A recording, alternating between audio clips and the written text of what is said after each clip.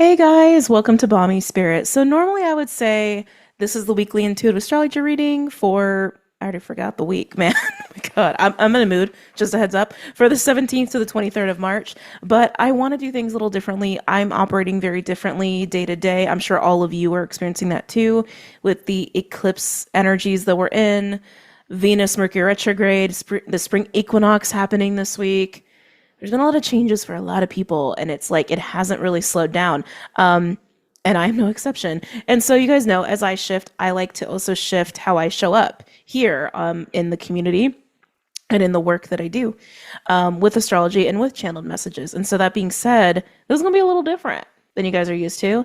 And like the full moon video that I put up on YouTube, however long ago that was, doing a chart for the week is not ideal to have things be fun, easy, and simple, and easy to digest, most importantly. So I'm going to just paraphrase as much as I possibly can, giving you some of the important highlights of the astrology going down. So just sit back, relax, listen to my voice as we get into this, okay? All right, cool. So I will say that the astrology of the week and just the energies that I'm feeling, especially with the spring equinox finally here. I know a lot of us are saying that finally, even though it feels like 2025 has been like a year already.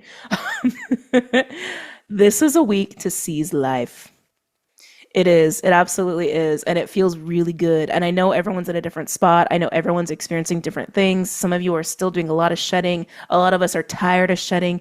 And I will say, just because, like, just with the mix of Venus and Mercury with Pluto and the energies of the spring equinox, it is and Uranus is huge this week, huge. It is so much about break out, get a little wild, have fun, be in the present, enjoy life. And if things slow you down, that's okay. Adapt, as we have learned endlessly from Saturn being in Pisces, but to really seize life and not hold back anymore, not hold yourself back, not allow anything else to hold you back. There's too much to do and there's too much to enjoy and there's too much to experience, essentially. Okay. Again, some of you may have already moved into this, but this is definitely the energy of the week. So enjoy. Okay. We do still have some remnants of some of the stickier energies from the full moon eclipse, which again, we are in eclipse season. So like these energies will hang out for quite a bit just because of the intensity that an eclipse brings. But the first little cluster I want to talk about, we do still have Mars acting in a square with Chiron, while Chiron is still doing its thing with Cheroklo and Eris. Mars is also still involved with Saturn and Vesta. Okay. If you don't know what that means, don't get too hung up on it. Basically, that means as you attempt to live your life, making decisions, planning things, being, experiencing, whatever word you want to put there, from a place that is very heart-centered, soul-centered, intentional. You may experience delays. You may experience some uncontrollable events or forces that come in and be like, not today, not quite right now, not in the way you're kind of expecting. And that may trigger Chiron for you, essentially. This was part of the full moon energy and it's still here this week.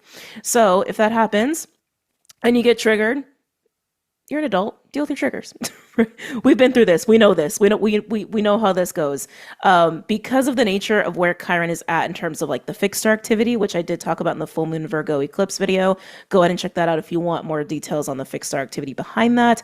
But essentially it is taking us a little bit deeper into our feelings of injustice and fear and insecurity, but it's like it's in a deeper way, where we kind of are facing the belly of the beast, if you will. Again, that was a big part of the full moon Virgo. So again, watch that video if you're curious about that. So do that as you will. Now, the other way to deal with this energy, you may not even get triggered. Some people will, some people won't. But it's just a signal to you to adapt. It's just a signal for you to be like, all right, so that's not happening the way I want or expect. It is what it is, right?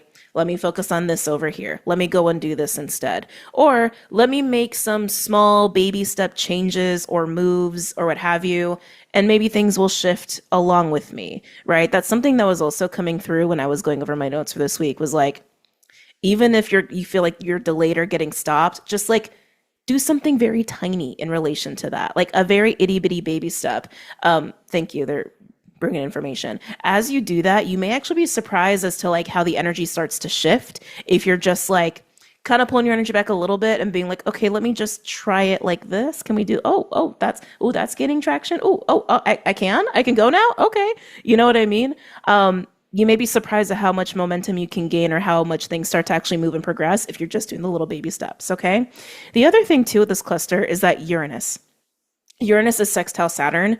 And then towards the end of the week, it's sextile the North Node. I know. I was like, oh shit. There is going to be a day when Uranus goes exactly sextile the North Node in Pisces. Just looking at Uranus there, I was like, shit. Not bad, just like, whoa. That to me looks like the doors are being like busted wide open. More like kicking the door down, actually, is what I would say to that, in terms of just like not allowing yourself to be held back by yourself or by other things. Now, that could go either way. That could be a very empowered, like, no, I'm doing this shit, right? Or F that, I'm gonna be me and do me all day. More kudos to you. But that could also be in a little bit more of like rebellious, potentially crossing some boundaries, and maybe being a little unethical if we're acting out of shadow and in fear and insecurity, which can happen with Chiron square Mars, right? So be mindful. But for the most part, this feels really good. Some of us may experience unexpected sort of changes in events versus like voluntarily breaking the door down ourselves. Some of us may experience doors just fly open for us, and that's kind of amazing. I think a lot of us have been wanting that. The other thing too, what was the other thing? Oh, thank you, downloads. Anybody who's sensitive or a mystic or who is highly intuitive, the fact that Saturn is in Pisces sextile Uranus, while Uranus is also moving into a sextile with the North Node in Pisces, we'll get to spring equinox energy too, because that's really amping up intuition like nobody's business. We'll get to it. But just don't be shocked if like you feel like you're getting blasted all day by like psychic energy, or you're getting crazy visions, crazy dreams. You're even like feeling restless, and you're like, why am I so restless? And it's just because you're just sensing all of that volatile, higher consciousness, psychic, intuitive energy, right? So just don't be surprised, all right? This could also lead to your own personal breakthroughs, and there's other energies that also allude to that, which we're about to get to in a minute. So there's all the tea there, okay?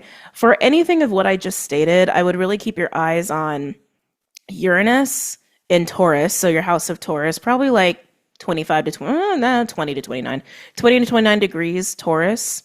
That's where a lot of this like breakthrough, sudden changes events, feeling like you want to break the door down or the door gets broken down for you, so to speak. And Cancer, because that's where Mars is going to be. Cancer, I would say 20 to 25. You can expand that to 20, 29 degrees because of the Uranus factor. That is where you're going to feel this like this pull and this call of, I want to exist this way. I want to be this way. I want to have life this way. I'm going to go and do this because it feels good to my soul, because it makes me feel emotionally nourished and happy and joyful, and where you may experience a little bit of the pushback. Aries, 20 to 25. You can even, again, expand the 20, 29 degrees because of Uranus. That's where Chiron's going to be. And that's where some of the like insecurities and old shit may come up if you're still dealing with that. If you're still shedding, not everyone is, okay? Now moving on to the next. This one. Even when I wrote it all down, I was like, excuse my French, but it looks like a clusterfuck. You know what I mean?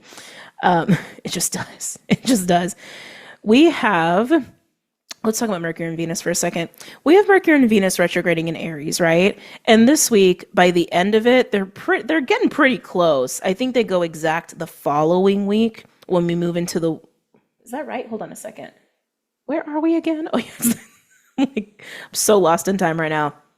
The 23rd, and then, yeah, the 24th to the 30th. Yeah, so the week that we have the new moon... partial solar eclipse in Aries, that's when they're going to be exact. It's going to be a quick moment because Mercury moves a lot faster than Venus, even in retrograde. But they're dancing with each other, and we're really starting to feel the dance of that conjunction, which is really, really nice, even with them being retrograde. And we'll talk about the implications of that in a minute. But having Mercury and Venus getting closer to each other in Aries, it's just amplifying the confidence of the way we're communicating, flirty, charisma, really ready to like put ourselves out there, have fun, enjoy, start things in our life, get the ball rolling in our life, a lot of motivation as well. Now, that can be a lot of fun with people. And there is a factor here that also has been tied to the full moon Virgo. Again, watch that video if you're curious. I'll try to remember to link it below, but if it's not linked, it's in there. It's on the homepage. Check out the homepage. The way that we socialize with people is also going to be positively impacted. Excuse me. Oh, this week, because also Mercury is going to be working with Pallas Athena in Aquarius at the beginning of the week, while Venus is going to be working with Pluto all week in a sextile in Aquarius. And Mercury, by the end of the week, catches up to Pluto in that sextile. So I'm going to say that again, because again, it's a lot to digest, right? So at the beginning of the week, Mercury is sextile Pallas in Aquarius. Pallas loves to problem solve. Pallas loves to bestow wisdom. It's very Libran in nature. And with it being an Aquarius in a sextile with Mercury and Aries, it's a lot of like collaboration and also using your own passion and motivation and drive and creativity to go and experience things and go and do cool shit, basically. Excuse me. Oh, excuse me. Energy. Meeting the right people at this time and sharing your ideas and being inspired with them. There's gonna be a lot of like back and forth, and it feels really good. It feels really fun. Some of you may have already experienced this around the full moon, like your friends hitting you up and it's just nice and flowy and fun. Maybe even like a lot of humor going on. Aries tends to has a funny bone, in my opinion. Not everyone's opinion, but as the week progresses, Mercury starts to move into a sextile with Pluto, while Venus is already in that sextile to Pluto. The Pluto factor, these conversations, these relationships, these ideas, these actions we're taking, the way we are seizing life, enjoying life, and relationships of all kind, feels more friendship-oriented and work-oriented to me, creative-oriented, can be very transformative and also deepen our own awareness of the possibilities of what can come of these experiences, right? Seizing life. So just don't be surprised though if your life changes this week, if it hasn't already from the full moon eclipse. Now there's another factor here too. Juno, Neptune, the North Node, and the Sun. Like I said, this one's a big cluster, okay? Now, Juno. Venus is also trine Juno all week, which Juno is also starting to retrograde this week. Pluto is also sextile Juno all this week, while it's also trine this massive conjunction we have of the Sun, Neptune, and the North Node. Again, I know this is a lot to digest, so I'm going to say it again for those who want to digest this information. Juno's doing a lot, okay? Juno is going to be trine Venus all week, sextile Pluto all week, which again, Venus, Pluto, Mercury all working together, as we know. But Juno is also trine a massive conjunction that we have with the Sun, Neptune, and the North Node in Pisces. Even when the Sun shifts into Aries, it will still be working with the North Node and Neptune. So there's a lot, like I mentioned. The Juno factor brings in the theme of bonded relationships, but specifically bonded relationships that foster your own personal independence, that foster your own learning abilities. So it's like, you know, signing up for mentorship, right? That could even relate to that just because the nature of Sagittarius, or going back to school, working with a professor. These are just, you know, becoming a student again. That could also be part of that as well. I think that's actually the same thing. Or being a mentor yourself, being a teacher yourself, all part of that. This can also pertain to relationships that are more long distance in nature. Again, the nature of Sagittarius, or that encourage traveling. Again, the nature of Sagittarius. So just don't be surprised if like those themes come up for you. Learning, discovery, independence, traveling, long distance connections, things of that nature. Long distance ventures is what I just heard as well. Again, spontaneous travel was something that was coming up as well, channeling wise, during the full moon Virgo video / live I did on Patreon. Now, the massive conjunction of the Sun, Neptune, and North Node is like crazy cool. Because it's like, how do I want to say this?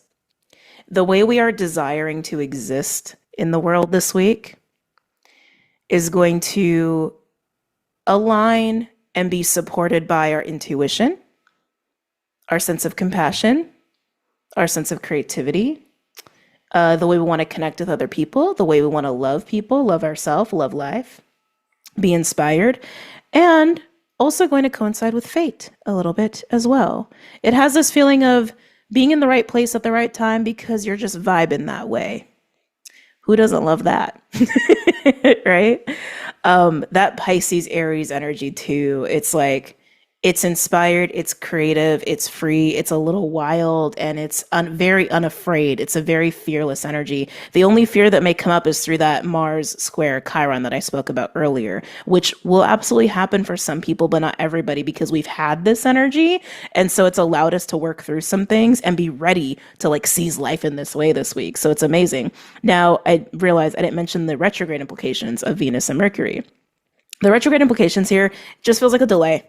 That's honestly all it feels like to me. It's like going and seizing life, and then it's like you kind of slow down on it a little bit, or something kind of gets in the way, or something gets misunderstood or miscommunicated. And it's like, oh, and you may take a moment, but like I just feel relatively easy sidesteps there.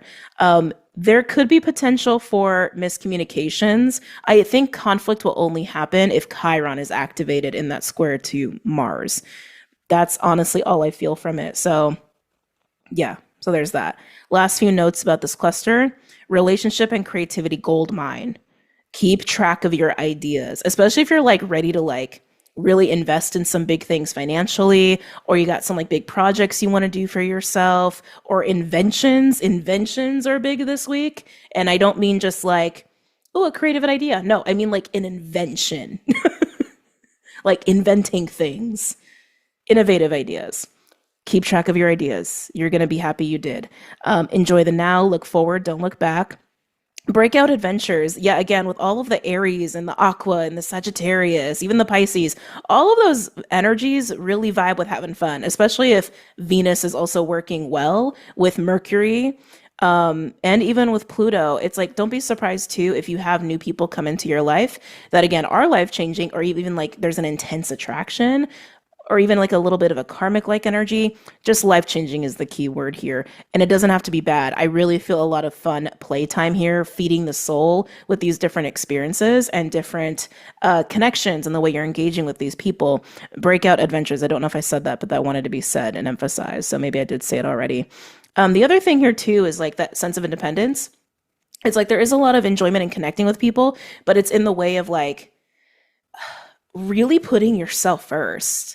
You could even say interdependence, but not really. I actually want to say independent relationships. It's kind of going beyond interdependence. It's very much like, this is who I am. Here's how I'm showing up into the world. Here's what I'm doing for myself for fun. If you want to partake, you can. But if you don't, cool. It's like not hyper independence, because I think we associate that with like a toxic way of being. But it's very much, I'm going to put everything I want and need and want to prioritize first and foremost, and nothing's going to get in my way. Is essentially what that means. Now, when it comes to relationships too, like bonded relationships or family or partners or children, things of that nature, I mean, there's still an obligation. There's still a like, I need to show up in this relationship. And again, I don't really feel conflict unless it's an unhealthy relationship. Then there may be some conflict that comes up here. But I just feel a high level of respect and almost like eagerness to see people in their independence and enjoy them for who they really are, right? And be like, that's a cool person, and it's cool that they like this and they like to do that, and that's like their character, and just like not wanting anything else but to just experience them as they are. Yeah, it's very nice. It's very nice.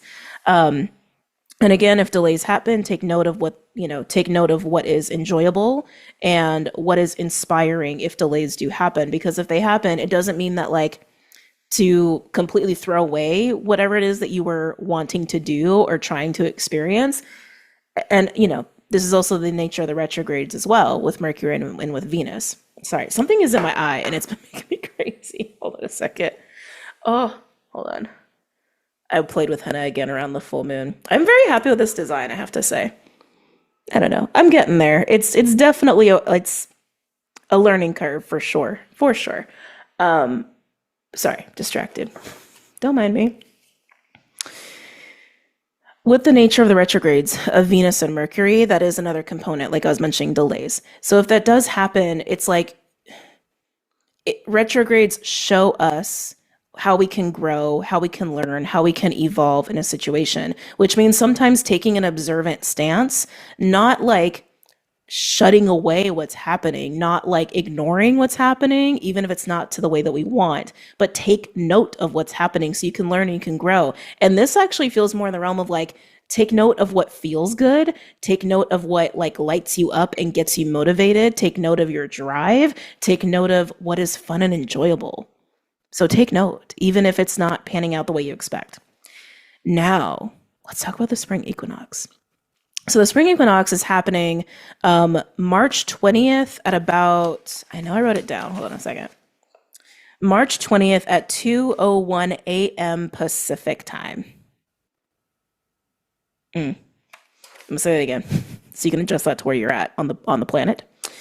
The spring equinox is happening March 20th at 2:01 a.m. Pacific time, okay? Now, I like to look at like the moment of these energies to see like what we're working with as we're moving into this new cycle, this new season. A lot of us know spring equinox is the time where we are ushering in spring, new life. A new day has come. The sun is rising again in the east. The new year, right? This is how some of us look at it. It's when life comes back. It's when we come out of winter, we come out of the cave, and it's a very, very clean slate. And then we get to experience that for a few months, and then we move into summer solstice, right? With this spring equinox, the energy we are taking with us astrologically into this like birthing energy of spring and seizing life and breaking doors down and whatever, what have you, is very watery. Like, it's intense, not in a bad way. I was just like, oh crap, intense. So we already have a lot going on around Uranus in the way that I mentioned previously, with it working with the North Node and Saturn, and that sextile with Uranus and the North Node is only going to get stronger. It's only going to get more intense, more, shaky, right? I could see some astrologers seeing this as like continued economic volatility and financial volatility that's like tied into fate. I could see astrologers saying that. I'm not going to negate it, but I also think there's a lot of opportunity and possibility for everybody in that realm too, right? Not for naught, but a lot of times when there's economic turmoil, there are a few people who read the situation, read the room, and find ways to attain a lot of material security and abundance out of that situation. I think it's going to be a little different this time around, but just putting that out there is a little food for thought. But let's come back to the spring equinox. So the moon is in Scorpio during the spring equinox. And because of that, and because of where it is, it's going to be at Scorpio 27 degrees at the peak of the equinox. Lord have mercy. It will be trying that massive conjunction of the sun with the North Node and Neptune. Almost said Pluto, but not Pluto. So we have the sun moving from Pisces to Aries because it is the equinox, right? With the North Node in Pisces 27 degrees, with Neptune at Pisces 29 degrees. And I already told you about the implications about that. That whole conjunction is trying the moon in Scorpio at the moment of the equinox. Talk about psychic energy, right? Also, I'm hearing portals. I mean, it is a portal, but Scorpio, I was getting a little downloads this morning in meditation about Scorpio being, a sign of portal energy. I think all the water signs are in a way, but I digress. Having the moon there in Scorpio with all this like Pisces, Sun, Neptune, North Node energy, it's just going to take all that like psychic sensitivity, openness, expansion, and just it's gonna turn it up, baby. It's gonna turn it up. So just be prepared that the middle of the week, you like the amount of information that is coming up psychically through dreams, through visions, through intuition, through new gifts, new abilities from my mystics is going to be off the freaking chain, okay? And on top of it, the moon is going to be opposing Uranus. That's just going to amplify that even more. It can also lead to having such intense emotions that you cannot deny what you're feeling. Hence, bust the freaking door down. We're breaking it down now. Okay. The other thing too that I actually really like about the fact that the moon is in Scorpio with this is that Scorpio is really good at destroying ties and destroying bridges and things that need to die. Like Scorpio energy will get in there and be like, "Poof, we're done." And some people need that. Some of us need that moving into this new year, this spring energy, after all this like months and months of shedding in the void. If you have been struggling to end that relationship, break that habit, move, get out of that environment, make a life change, or just even get out of your own way. The moon in Scorpio on the equinox opposing Uranus, it's also pretty close to Juno, I have to say too. And Juno does rule bonded partnerships, like I mentioned, but it also rules protection of women, protection of the feminine. So especially if you've been engaged in anything that is like been hurting your creativity or has been hurting your ability to sit within yourself, to take care of yourself, to feel supported in just being free and enjoying life in all these ways, this equinox is definitely a time to like make those cuts, make those decisions. If you haven't done that or if you've been struggling with that, some people have, not everybody has. But yeah, don't be shocked if your crown just explodes. Okay. Around this time. It's awesome energy. It's an awesome week. But that is all the astrology and energy to expect. I am just recording the astrology portion right now. So if I decide to do channeled messages or readings tied to this week, you'll see it's right there. I just haven't made the decision yet, but I wanted to at least record the astrology. And if I don't attach any channel messages or anything like that, I think I am going to do a channeled message readings purely for the spring equinox, just because this is like literally it's in the middle of the week. It is wrapping itself around all the energies I already spoke about. It feels important to focus on, or even to do like a little pick a card or pick a crystal reading. So yeah, I hope you've enjoyed this. And if there is more video here, like I said, I don't know yet. If there is, I hope you enjoyed as well. And I will see you guys later. Take care. All right, guys. So I decided to do all signs for this week. So let's go ahead and get started. I'm only going to do tarot here. So we're going to start with the fire signs. Aries first, of course. And your birthday season is coming up, which I know I haven't met a single Aries that doesn't get excited about their birthday. And it's cool because I'm a birthday person. I believe birthdays are special and they should be celebrated. And it's kind of shocking how many people don't feel that way. Anyway, random. Don't know why I felt the need to go on about that. But Aries, maybe you are thinking a lot about your birthday. Maybe you're wondering if you usually have people to celebrate it, at least most Aries I know. But maybe there's something about your birthday this year that you have a question mark about. Hold on. Sorry, guys. There's something in my eye. Ugh. This is happening during the astrology portion, too. Ugh. It's my left eye, too. Felt like noting that. But yeah, maybe some guys have a question mark about your birthday this year. And maybe who's going to be there. It's got a little feeling like that. Not for all of you, though. Any messages or insights for Aries for this week?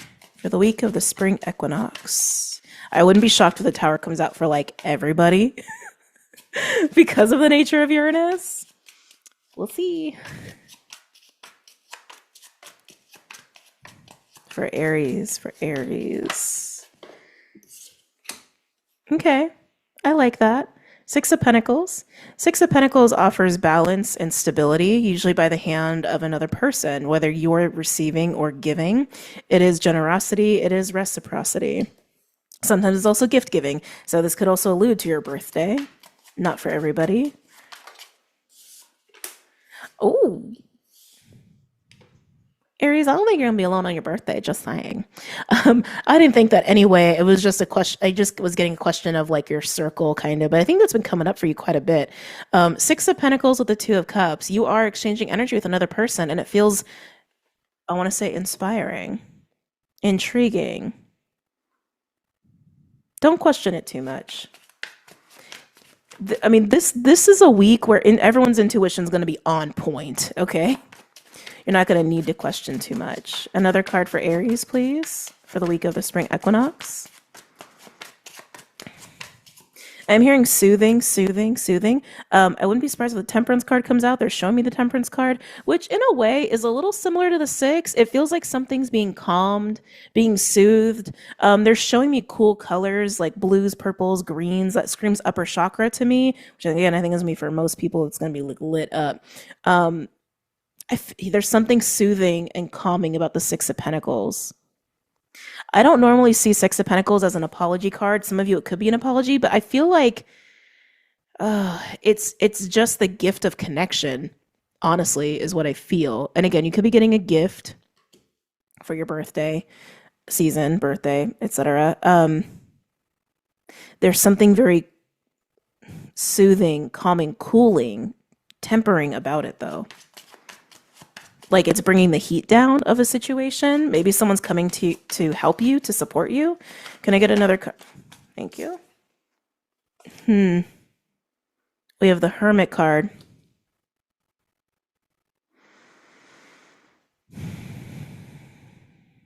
It's contemplation about this. Can I get clarification on the Hermit, please? Maybe some of you are contemplating engaging in the Six of Pentacles to cool down a situation. Some of you, this could be the other person. When you have two people involved and it is a general reading, the energies can go either way. So take it as it resonates. But I feel like I'm looking at a reading for somebody where there's a contemplation of, should I come in and make this a little easier? Should I come in and cool this down and soothe this? Can I get clarification for the Hermit for Aries, please? I'm wondering if the Tower is preceding this. Yeah. Should I come in and soothe? Should I come in and stabilize? Should I come in and stabilize? Tell me about the Knight of Pentacles. The Knight of Pentacles is a very reliable, consistent, predictable right-hand man, usually a gatekeeper as well, very loyal, very trusting. But that's what it feels like. Should I come in and stabilize, calm, soothe? But it's practical. It's all in the realm of Pentacles. So again, this could be like, should I give a gift? Should I offer money? Should I offer to help them with this very tangibly, very practically? Yeah. Can I get clarification around the Knight of Pentacles, please, for Aries? You got two cards. Ooh. Yeah, should I come to, it's going to sound very cheesy, but should I come to the rescue? Eight of Wands with the Ace of Cups. Should I take this action that my heart is telling me to take? And the Eight of Wands can indicate some sort of travel, communication about this. Eight of Wands is usually very fast, very expansive as well. But yeah, I feel like someone's like contemplating, should I come in and ground this? Should I come in and soothe this, calm this down? Maybe even calm you down, soothe you. I keep getting the feeling of a Tower, King of Pentacles at the bottom as well. Somebody could have a lot of money or resources to actually come in and help. I just keep getting this as aid. This is aid, this is support, but someone's just debating if they should or shouldn't, whether it's you or someone else. So very interesting. All right, so let's move to Leo. Hi, Leo. They're showing me clouds. Immediately, they're showing me clouds. Also getting King of Wands, which is your card, so not shocking. It's actually reminding me of one of the cards in my Lenormand deck, and it is the clouds, and I think it does have the King of Wands on it, which is you. The King of Clubs, I should say. It's cardamancy. But anyway, I digress. Are you confused about something? Are you actually confused? Why do I feel like you're not really confused? Maybe you are. Maybe something's not very clear, but this is the week for insane levels of intuition for everybody. Honestly, don't be surprised if like people around you who like are not like awake, or you're like, oh, they're really 3D, I'm gonna distance myself, if suddenly they just like blow wide open. Anyway, I'm sorry, Leo, let's come back to you. Oh, they're showing me a hippo. Wait, hold on. So many animals have been coming through in meditation. I work with, a lot of us work with animal medicine. It's just been prominent, but hippo, that to me feels like actually it feels very like feminine strength, almost like what's that word? Something house. Oh, the word is eluding me. It's a high level of strength. I'm hearing tenacity. It feels very territorial, very protective. This could be you, this could be somebody else. What do the clouds have to do with this? What do the clouds have to do with this? Something like not all the pieces are present yet, Leo, for something this week. And it feels like something that you have been wanting the pieces for a bit. But I think they're going to come through this week. This hippo energy, it's like, it's feeling like somebody who is, I really want to say territorial, and like someone who's like very persistent and is not a quitter. I want to say someone who's also very stubborn, and it feels feminine oriented. It could be you, right? It doesn't have to be anybody else, but I'm just telling you the energy that I'm feeling. It feels very like mama bear, but like hippo. Like, I don't know. There's something more like about it. There's something more aggressive about it. There's something more aggressive about it. Almost want to say more violent about it. It's interesting. Leo. Any messages or insights for Leo? Okay, I just gotta call a spade a spade. I feel like the King of Wands is like watching a hippo energy is how it feels. And strength comes out. Strength with temperance. This hippo energy, Leo, I feel like is gonna serve you well. Even if it's another person, I want to say they're going to inspire you here, or they are a source of inspiration that you would benefit to look towards. Because I feel just pure strength coming off of this like hippo energy. This could even be like one of your own animal guardians and animal spirits coming through here. But that's also why we have strength here. Again, the tenacity, the word tenacity is like very prominent in your energy here. Not to mention strength is your card of Leo, temperance also being Sag. So you got a lot of fire going on here. But temperance is patience. Temperance is patience. It's resolution. Mirroring coming together. It's also divine timing. It's interesting because I'm very tempted to say, well, the hippo is feeling very like, rah. It's like to have that energy, but to sit in it wisely. To utilize it wisely, you need the tenacity, you need the strength, but maybe not in such a way where you burn out with it.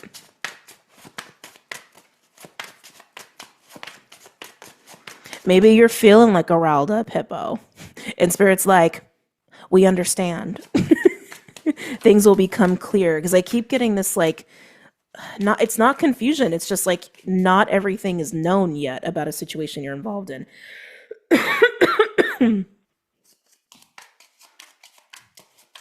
if you've been frustrated about that or angry about that, I feel like Spirit is saying like, have patience and strength and tenacity that things will get clear. Ooh. 5 of Wands and the 8 of Pentacles. Some of you guys could be having some sort of conflict at work. Work or even with your money. Oh, this feels very... Can you clarify the 5 of Wands, please, for Leo? 5 of Wands is also Leo energy. So you have a lot of your own energy showing up here. One more. 6 of Cups came out. I'll show you guys. One more for the 5 for Leo. Oh, geez. Hold on.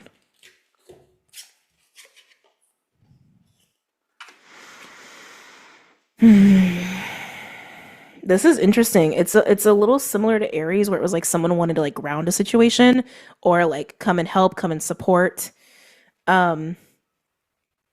It's a little similar here. I'm going to show you. So we had the 5 of Wands that came out with the 8 of Pentacles.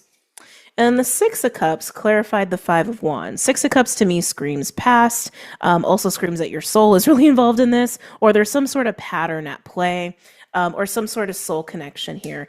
And then when I clarified even further, we had the Page of Cups come out with Justice and the 9 of Wands. Leo, it's a couple things I'm getting here. It's like, I feel like some of you are having some sort of inner turmoil here. The Page of Cups to me says recognition of your own feelings, also apologies. So like this could also translate to kind of what I was picking up, excuse me, with Aries of, excuse me, wanting to make something right, especially with the 8 of Pentacles also being a card of investment and forging and putting energy and time into something while you're having some sort of internal conflict with yourself emotionally here, or with a soul contract essentially. But with the Page of Cups, Justice, and the Nine of Wands, it seems like being honest with yourself about your inner turmoil, your inner frustration seems to be the key here to offering yourself some sort of balance, some sort of peace, some sort of way to harmonize your tenacity and your motivations here, while also being patient enough for timing to also play out in this situation. There's something about like not fighting yourself anymore that's going to make things clear. Can I get a clarification for Strength and Temperance for Leo?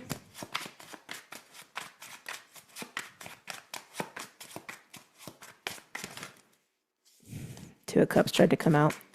Can you clarify Strength and Temperance? I can't get away from this feeling. You're not acknowledging some sort of fight within yourself. Some of you guys, it could be literally between like your ego and just like your true feelings. But like at the end of the day, your true feelings seem to be key here to having things be clear. It's like it's going to alleviate the Nine of Wands. Nine of Wands is kind of like my wounded warrior card. It's also a card of resilience and stamina, which again, I think you have been exerting that. Like, okay, I've been persistent, having tenacity, da da da da da. And Spirit's almost like, that's great, but like balance it. Balance it and be patient. Balance it and be patient. Balance it and be patient. Yeah, okay, thank you. They're clarifying a little bit more for me. Yeah, you've been wanting to invest some time and energy into making some sort of progress here, whether that's at work or whether that's a relationship. And it's like you've been hitting walls, or it's like even with yourself, you feel like you've been hitting walls and it's like not clear to you. It's not clear to you. It's not clear to you how. It's not clear to you if it's even possible. It's not clear if you should even continue wanting this or striving for this or putting work and effort into this. And Spirit's like, no, keep doing that, but you got to pace yourself. Don't burn yourself out. And be honest with yourself about some things that are conflicting with your efforts at this time. Can you clarify Strength and Temperance for Leo?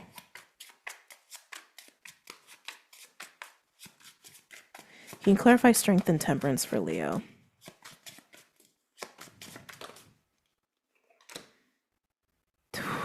Yeah. Five of Pentacles. You're in lack right now. I just keep getting, Leo, you've been pushing and pushing, or it's like you haven't been relenting on something that you've been wanting to build up, to invest in, to grow, to progress on. And some of you, again, it's a relationship. And it's kind of weird because some of you, I feel like if it is a relationship, it's almost like you haven't been able to get your foot in the door.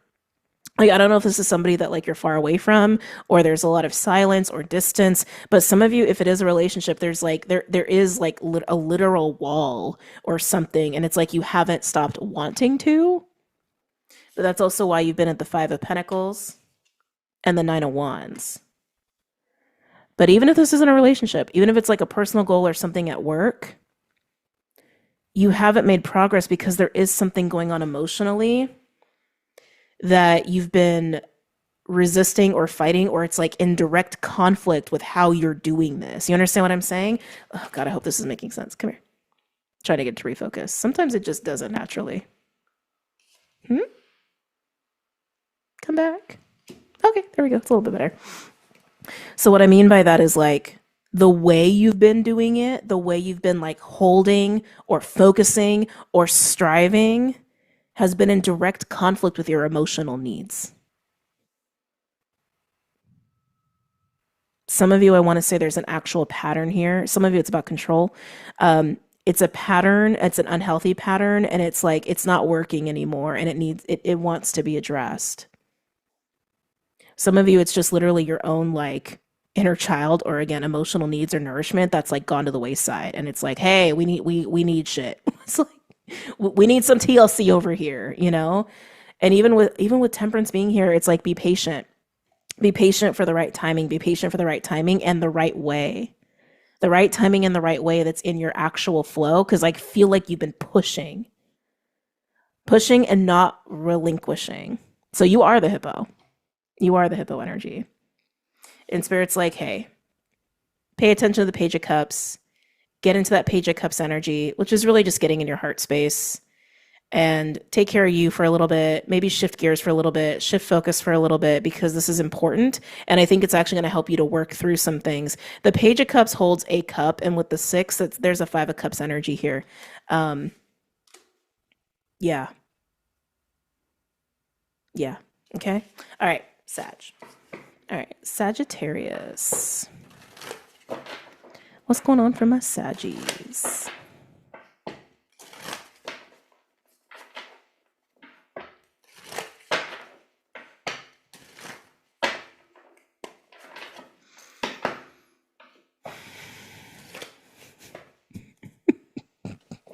I'm getting a funny vibe with you. Not surprising, Sag. I'm hearing, I've been working on the railroad all the live long day. It's got this vibe of like, I'm at work and I don't like it and I'm just passing the time. I'm in a spot I don't love and I'm just finding ways past the time. Interesting Ten of Cups. Entertaining myself. It's very saggy. I like it. Some of you guys are contemplating going camping or taking a trip out in nature. Maybe that's something you're planning even for, I'm hearing summer, so maybe that's something you're going to be doing in summer, but you're planning it now or you're thinking about it now. The bear is coming up as well.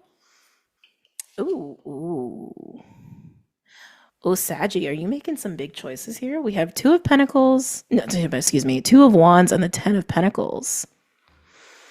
I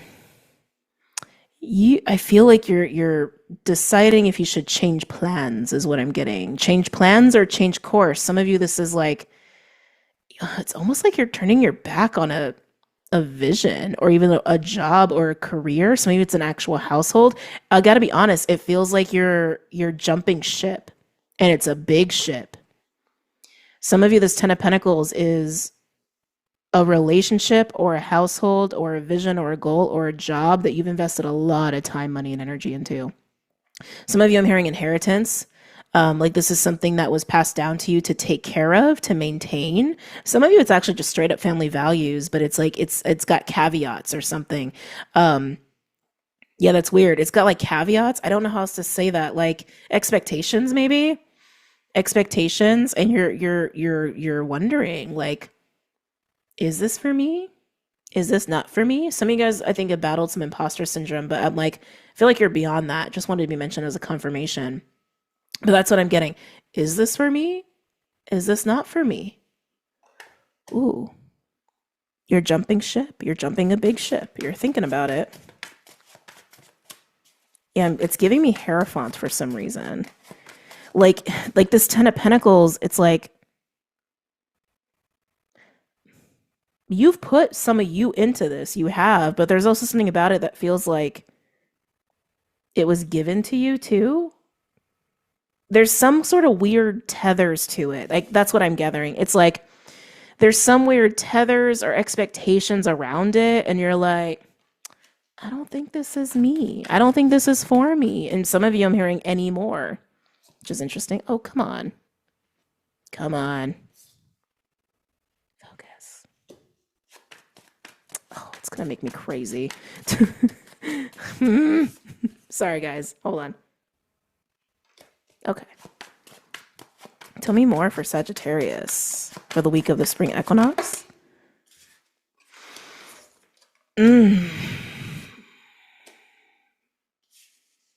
Okay. It's an interesting combination. Five of very Aquarian. You could have Aqua in your chart. Heavy. Five of Swords and the Star. But we know Aqua is very prominent this week as well. Pluto in Aquarius is working with Juno and Sag.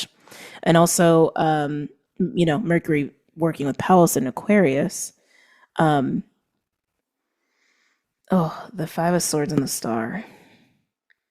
There's something about this Ten of Pentacles. Again, it feels like there was like a catch-22 about it, or there's caveats to it, and you've become privy to it. And I want to say this decision to leave it behind, I want to say it's coinciding with the release of the Five of Swords. Yeah, it's like, which makes sense, right? So take this as it resonates, because I'm getting a couple things. Like some of you, I'm getting like workplace, family shit, household shit, or literally an inheritance, like a trust or something. And there's like weird caveats or expectations from your family around it, like things like that. And the you staying in the Ten of Pentacles, enabling the Ten of Pentacles, entertaining the Ten of Pentacles, continuing the Ten of Pentacles, even if it's something you built for yourself, it's tied to the Five of Swords. It's tied to this feeling of like artifice, I want to say, like ego or artifice, even if it's about other people's ego and artifice, not yours. When I say artifice, I mean like a mask, essentially. And saying, allowing yourself to be like, this isn't me. This isn't the legacy I want. Ooh, this isn't the legacy I want. Sets you free. Yeah, so Sag, it's a big week for you. It's like you're pursuing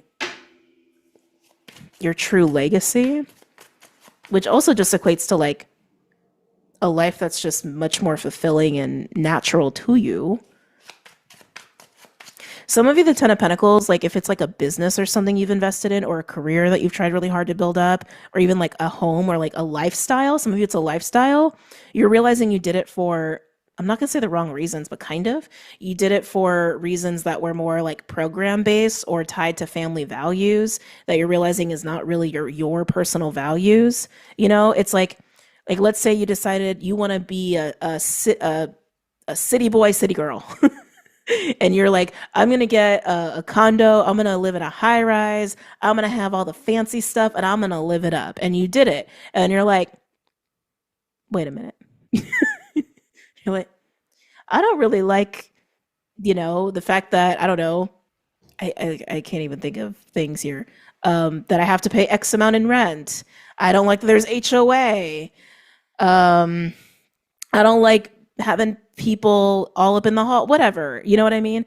I actually don't like being surrounded by buildings, whatever it is. And you're like, you know what? I need to go live in the country. It's got that kind of flavor to it. Like this is something that you were headed towards because you thought you wanted it, and maybe a version of you did want it, but some of you it's also because other people place this on you, or it's like you're tied to other people in this because of expectation or caveats. I keep getting like a catch-22, and you're realizing this is like rooted in the Five of Swords, not the Star. And you want the Star, and you're going to go for the Star. Tell me more for Sagittarius for this week. Yeah, big week for you guys. Big week. And if some of you have been dealing with imposter syndrome, you're absolutely working through that this week. Absolutely working through that. Imposter syndrome could have also led to this like not so authentic Ten of Pentacles goal or experience or environment. Can I get another card for Sagittarius?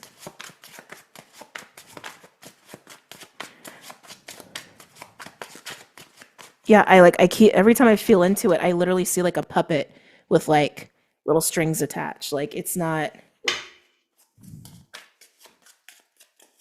for who you are right now.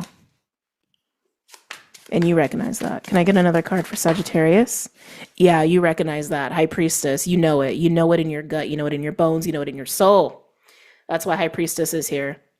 High Priestess is the intuitive, is the seer, is the mystic, is the psychic. But the High Priestess is also an aspect of self.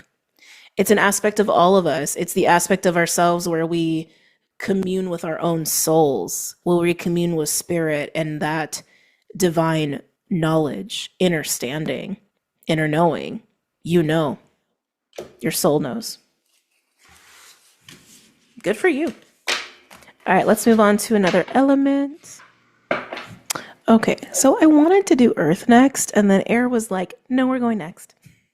It's like, okay then. Starting with Gemini. So Gemini, pretty immediately, I started to see like a little thought bubble with you, even before I started recording, but it was empty, which is very not Gemini. So I don't know if you're like stunned, puzzled, speechless. It's not very Gemini.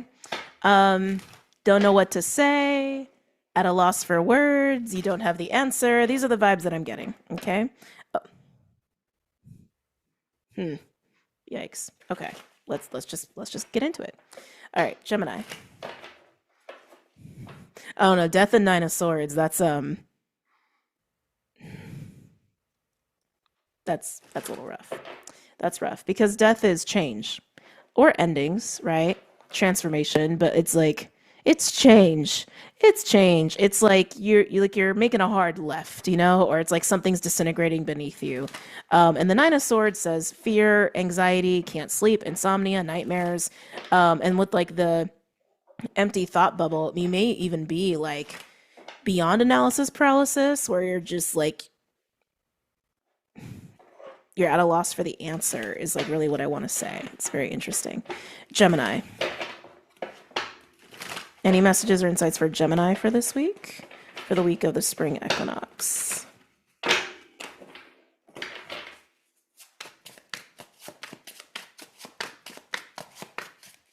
For Gemini, any messages or insight? They're showing me a lot of blue, which is your color.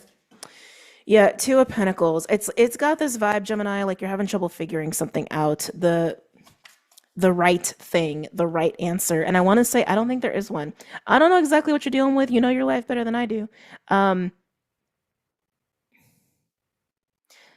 Sometimes there really is no right answer or right thing to say or right thing to do. It's what you want. It's what you want to do. It's what you feel in your heart and soul. Even if it's something outside your control, your heart and soul tell you how to navigate that.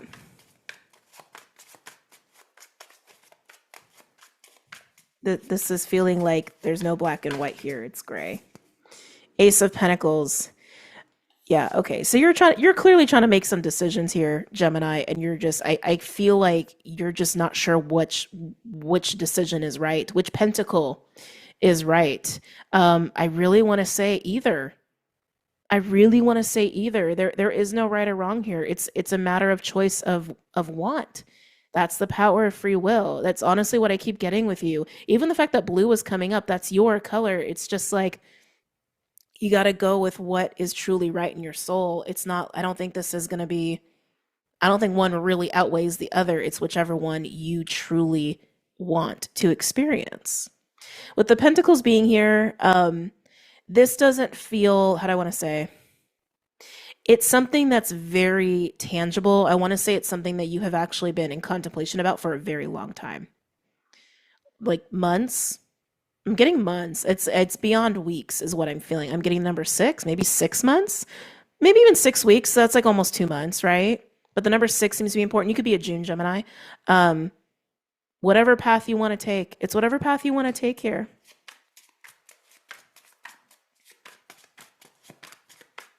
Remember, seize life. Seize life. Any other messages or insights for Gemini?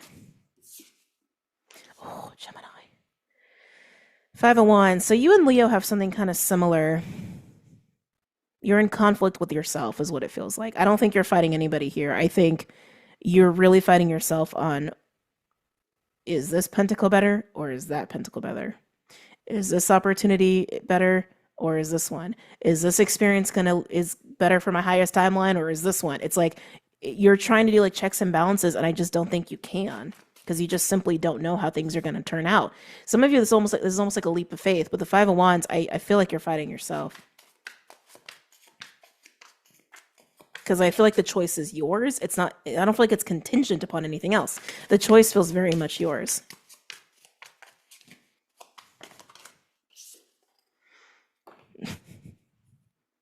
Oh, Gemini, Knight of Cups. Are you fighting your heart? It's interesting because that's kind of what I was saying. It's like your heart's going to tell you what to do, but it looks like you're fighting your heart here. This doesn't have to be romance. I want to make that very clear. I know like when we watch tarot and the Knight of Cups comes out, it's really easy to go like, oh, romantic offer. And sure, some of you guys, maybe this is a romantic offer. But I feel like it's much more broad than that. I feel like Gemini, you're struggling with a decision that I think, again, you've been struggling with for months. And some of you, this could be a really big decision. We had the Death card and the 9 of Swords. That's kind of major. It feels like you're actually facing, oh, there's a couple things here. It's like, I am definitely getting the like, you're not really listening to your heart. You're trying to do this like logically. Like this has to be better than that one. Like a very like black and white kind of a thing. And that's just not what I'm getting. It is. It's like an orange or a broccoli. It's like, it's very different. It's like, you know what I mean? So some of you guys, it's literally like you're trying to be in your head about this and have an absolute answer, and it's like your heart will tell you the way, and you're fighting your heart, so just listen to your heart. So that's one way that I'm getting this. The other thing with the Death card and the Nine of Swords making an appearance before, some of you, there's like some deep fears here that's causing the Five of Wands, very similar to Leo. So if you have any Leo in your chart, I would definitely take a peek. Even if you have like Virgo, I would take a peek, or if you're dealing with a Leo, obviously. But yeah, you're just fighting your heart here. Well, let's take a look at the Knight of Cups. What does your heart want? What is Gemini's heart saying right now? Where is Gemini's heart taking them? Oh, Jesus. Ten of Swords, and we have Ten of Wands at the bottom. I want clarification around that Ten of Swords. Thank you. For Gemini, can we get clarification around that Ten of Swords for Gemini? What?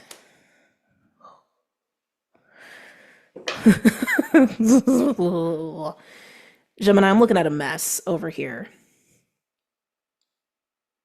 I'm looking at a mess. So there's a couple cards that came out reverse. I don't normally read reversals anymore unless like I'm explicitly told to, and they flew out in reverse when all these cards are upright, and they're saying to keep them reverse. So we have this on the board. You're fighting your own heart here as the Knight of Cups. Your heart's trying to pull you in a certain direction, and you're like, I don't know. And then to clarify what your heart is telling you, we have the Ten of Swords, the Magician, Eight of Cups in reverse, and the Empress in reverse.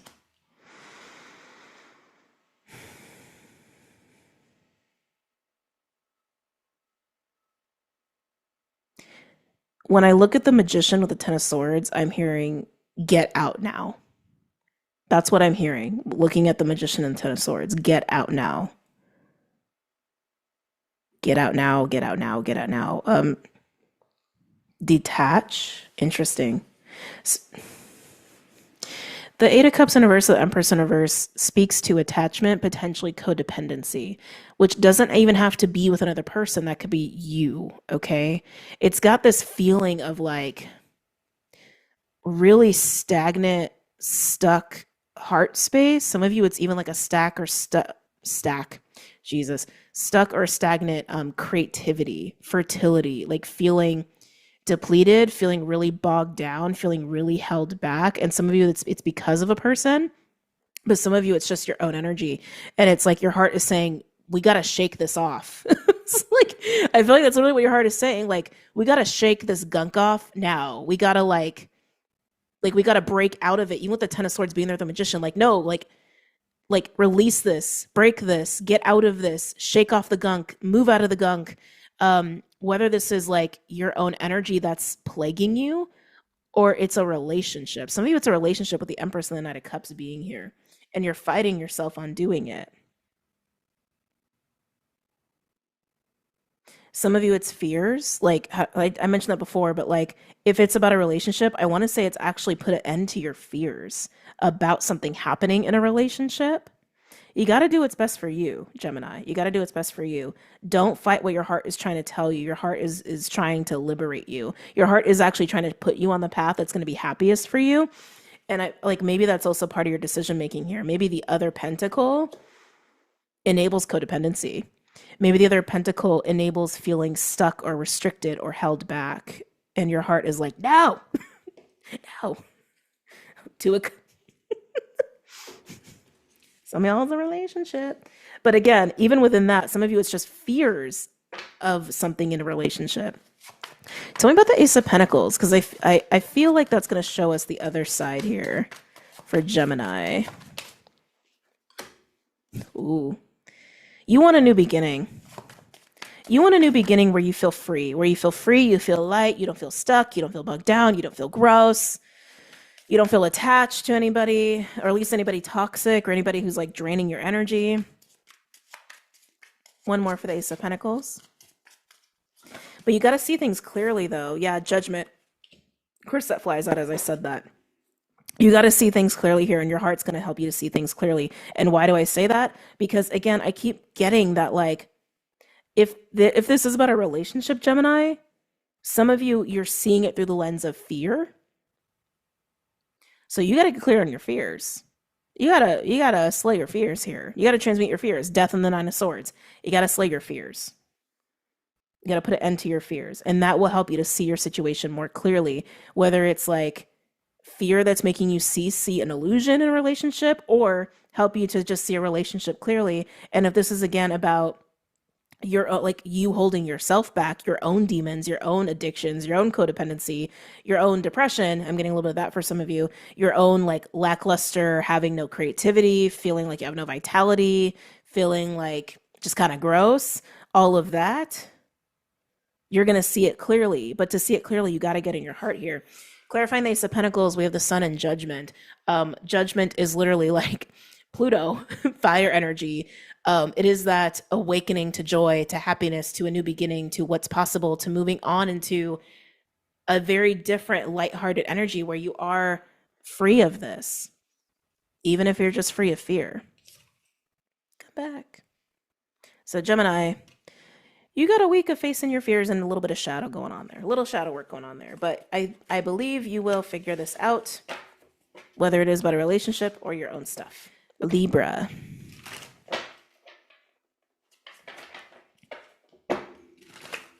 Libra. Any messages for Libra for the week of the spring equinox?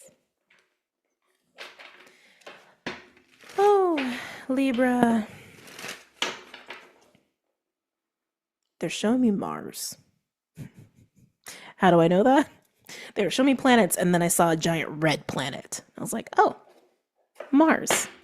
I mean, Mars is kind of a counterpart to Venus, as we know. This could also be highlighting Aries for you, which is your counterpart in the zodiac, or complement, opposite, whatever words you want to use, they all apply.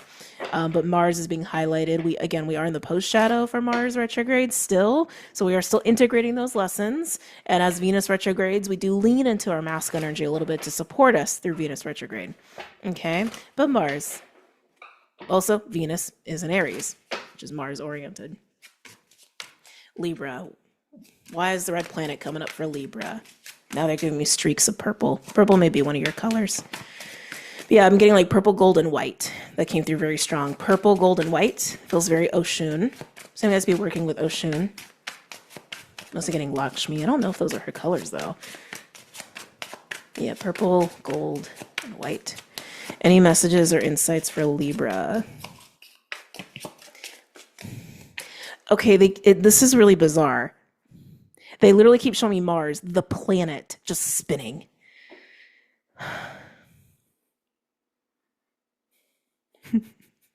And I feel like you have your back turned, which is very strange. I don't think you're ignoring your masculine energy. I don't think you're ignoring your masculine energy. I don't think so, but maybe you're ignoring a masculine person. Like they're literally showing me the planet like spinning faster and faster and faster and faster and faster. But that is Mars moving into, like moving through its post shadow. It starts to move faster. It doesn't spin faster. And anyway, it's neither here nor there. I think if anything, I think you're getting some of your vitality back, some of your oomph back, some of your motivation back. I think that's what's happening. Getting your groove back, Libra. We got the star. I feel like you're radiant right now. I heard beauty, beautiful, handsome. I think this is weird. I don't normally get this with the star card, but I feel like you're actually like going through a little bit of a glow up, or you're just really attractive right now. Maybe you got people spinning. I don't know. I wouldn't put it past a Libra. Messages or insights for Libra for this week?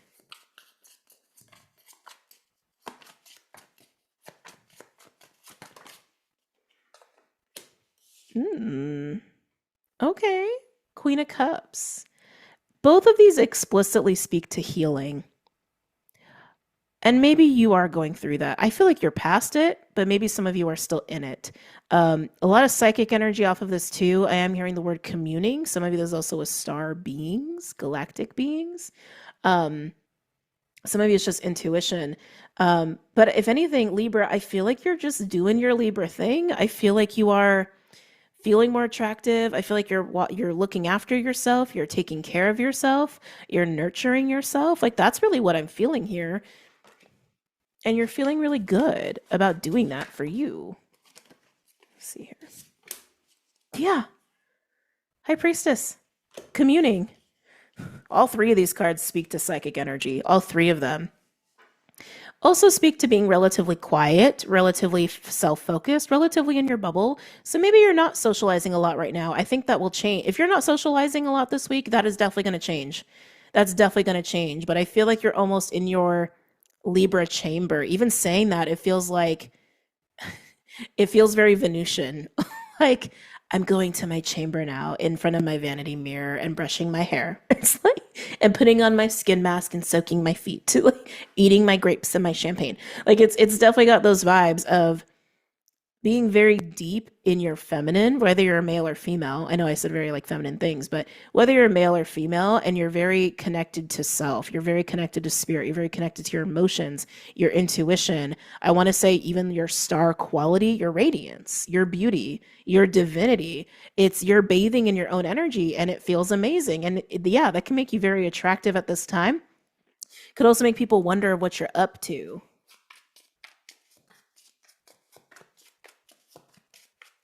I'm hearing I know where my priorities lie. Okay, Libra. Anything else for Libra? They keep showing me Mars spinning, though. Am I taking that? Yeah.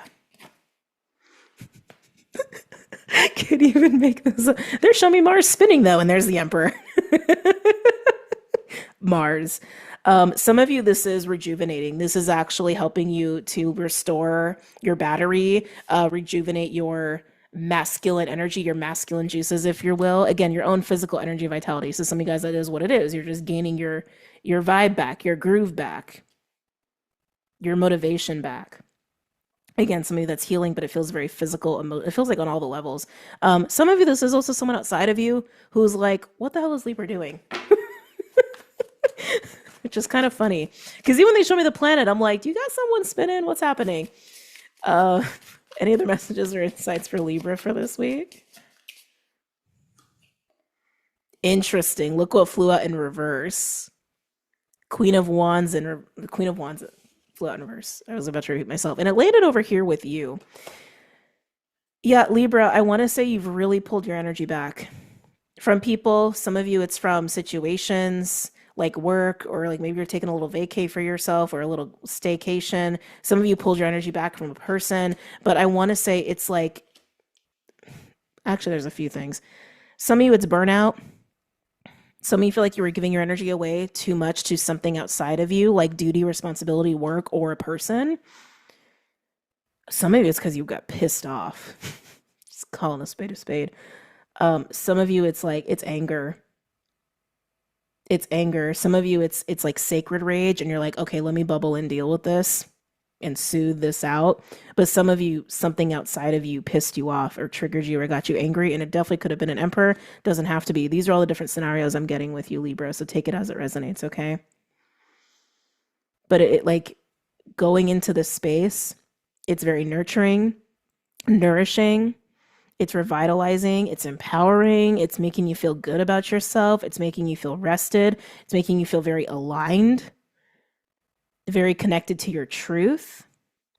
And again, some of you went into this space because you were burnt out. Some of you went into the space because someone pissed you the hell off, and you're like, F that. Bye. I'm gonna go take care of me now. It's interesting. The Emperor energy is like way over here. Can I get a card for the Emperor for Libra? And then we'll move into Aquarius. Can I get a card for the Emperor for Libra for this week, for the week of spring equinox? Strength in reverse. Oh my God, the cards that are coming out in reverse today. Wow. 5 of Pentacles in reverse and the 5 of Wands in reverse. So Libra, if you're like taking space from somebody, or you're taking space from like work and responsibility and duty, like really nourishing yourself, I want to say it's like, this to me feels like an energy of feeling out of control is what this feels like. Feeling out of control, feeling like things like are falling apart or like not working, like very frustrating and very disempowering. And it's like you withdrew yourself and is like, no. Let me calibrate, let me do me, let me like restore myself and be cool. But if you were dealing with a person, I don't like the vibe. If you're dealing with a person, I'm just getting a lot of insecurity and control is what I'm getting. A lot of feeling like I need to control, I need to control, I need to control because I don't feel secure. Yeah, and if you distance yourself from a person, I keep getting that like you either gave them too much energy or they did something out of insecurity and it made you mad, it made you upset, it triggered you. Can I get one more for this Emperor? I said we're gonna move into Aquarius, but I got curious. Can I get one more for this Emperor, please? That's too many. Oh, King of Wands at the bottom. Can I get one more for this Emperor? It's giving avoidant. It's giving King of Wands is like, "Ha." King of Wands with the Queen of Wands. Yeah, so if you distanced yourself from a person because they pissed you off or you just gave too much energy, I like they again, I keep getting they did something out of insecurity and it's like it wasn't direct, it wasn't honest, or it was avoidant. And it's just I just see you being like giving all your energy to yourself. That's if you were pulling away from a person. Some of you just needed a break from responsibility. Okay. Wow. What's going on for my aquas?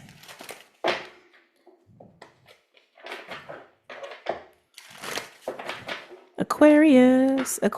I'm seeing fives and sixes. So that also could be equivalent to 11 or 1. So ones, fives, and sixes could be important for you.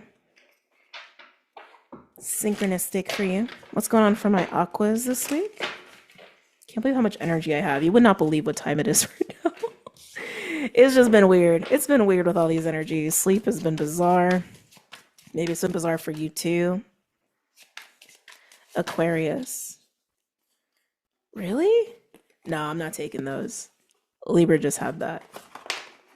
Actually, you know what? Let's change the deck. On that note, let's change the deck. Okay. Aquarius. Any messages or insights for Aquarius for the week of the spring equinox?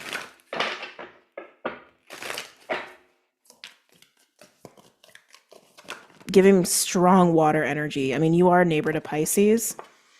Interesting. So we have Ace of Pentacles coming out for you. That feels pretty promising. You could be dealing with a water sign or you could have water in your chart. I just keep getting really strong water. Ooh. Ooh. Are we hitting the lottery? Aqua, what's going on? Ace of Pentacles and the Ace of Wands. You want it and it's happening. Whatever this is. Aces usually speak to a new opportunity or a new beginning or a new path. Something new in your life, some fresh air, if you will. Some of you guys, this could be money related, work related, but it's like it's tangible, it's happening. I want to say it's happening. Some of you have made this happen, some of you manifested it. Ace of Wands is my ace of purpose. Ace of Pentacles is my ace for elevated timeline, new timeline, or just an elevation in general, like an upgrade in your life. You wanted it, and you're getting it. Exciting. The Fool tried to come out too. Okay. Again, some of you like made this happen. Four of Pentacles means there's a Three of Pentacles here. Four of Pentacles is not always bad. Sometimes we look at the Four of Pentacles as like holding back or kind of being closed off. It's a card of power. If anything, I feel like you're sustaining something. I also want to say, are you keeping this on the down low? Because of the Ace of Pentacles and the Four of Pentacles, there's a Three of Pentacles. There's plans. There's plans already around this. There's plans. There's plans, and some of you, this is involving other people, like coworkers or friends. Yeah, I want to say it's like you're holding this, keeping it safe, even. Aqua, I think Queen of Wands. Yeah, I think you manifested this. Even the way the Four of Pentacles is out here, because the Four of Pentacles, it's like you're holding that pentacle in your heart, and you're relying on the Three with your fire of the Ace of Wands. You see what I'm saying? So it's like the plans you have around this, the thoughts you have around this, anyone who's involved in this, you're maintaining the life of it, you're maintaining the possibility of it, and it's like you're holding the vision. It's like you're holding the vision. It's very Aquarius. Not to mention Queen of Wands at the bottom, holding that Ace of Wands. Queen of Wands is an attractor, is a manifester. You're holding the vision. Love it. Wow. Seven of Wands just landed on the Ace. So there's a Six of Wands energy here. There's recognition by other people. Other people are involved in this in some way, shape, or form. The Seven of Wands is a card of bravery. Sometimes it could be closed off. I don't think you're closed off to this. I think you're actually putting energy and focus into this. I just keep getting you're holding the vision. Oh, I'm excited. I'm excited. I almost don't want to clarify the Ace of Pentacles. I'm like, maybe I'm not supposed to say.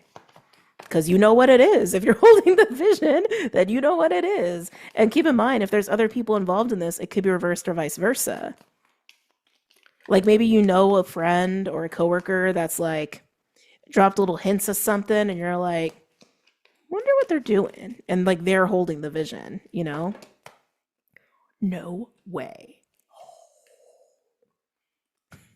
Another Ace. Well, I'm an Aquarius this week. Strength, Justice, and the Ace of Cups. Strength is a card of bravery, just like the Seven of Wands. A lot of Leo energy here, but it's also a card of holding, just like the Four. So you have cards here that are power cards, essentially, where there is a utilization or an assertion of your bravery, of your willpower, of your confidence, of your actual strength to hold, to maintain. And I want to say you're maintaining the vision. Justice with the Ace of Cups. Not to mention Ace of Pentacles and Ace of Wands. The only one we're missing is this. Actually, we're not missing the sword because Justice is holding the sword. Justice is holding the Ace of Swords. You have all the aces here, Magician. Yeah, you're bringing this to life. You're bringing this to life by holding the vision. And you're using all of the elements, you're using all your tools, and it's also heart-centered with the Ace of Cups being here. You're not taking your focus off of this. I'm loving this for you. It's going to happen. It's going to happen. You may actually, I'm wondering if you're actually getting little like nudges or signs or synchronicities or something about this coming to fruition, or like, ooh, Death. Why is Death here? Death just kind of flew out on its own. Why is Death here? Page of Swords. I want to get another one.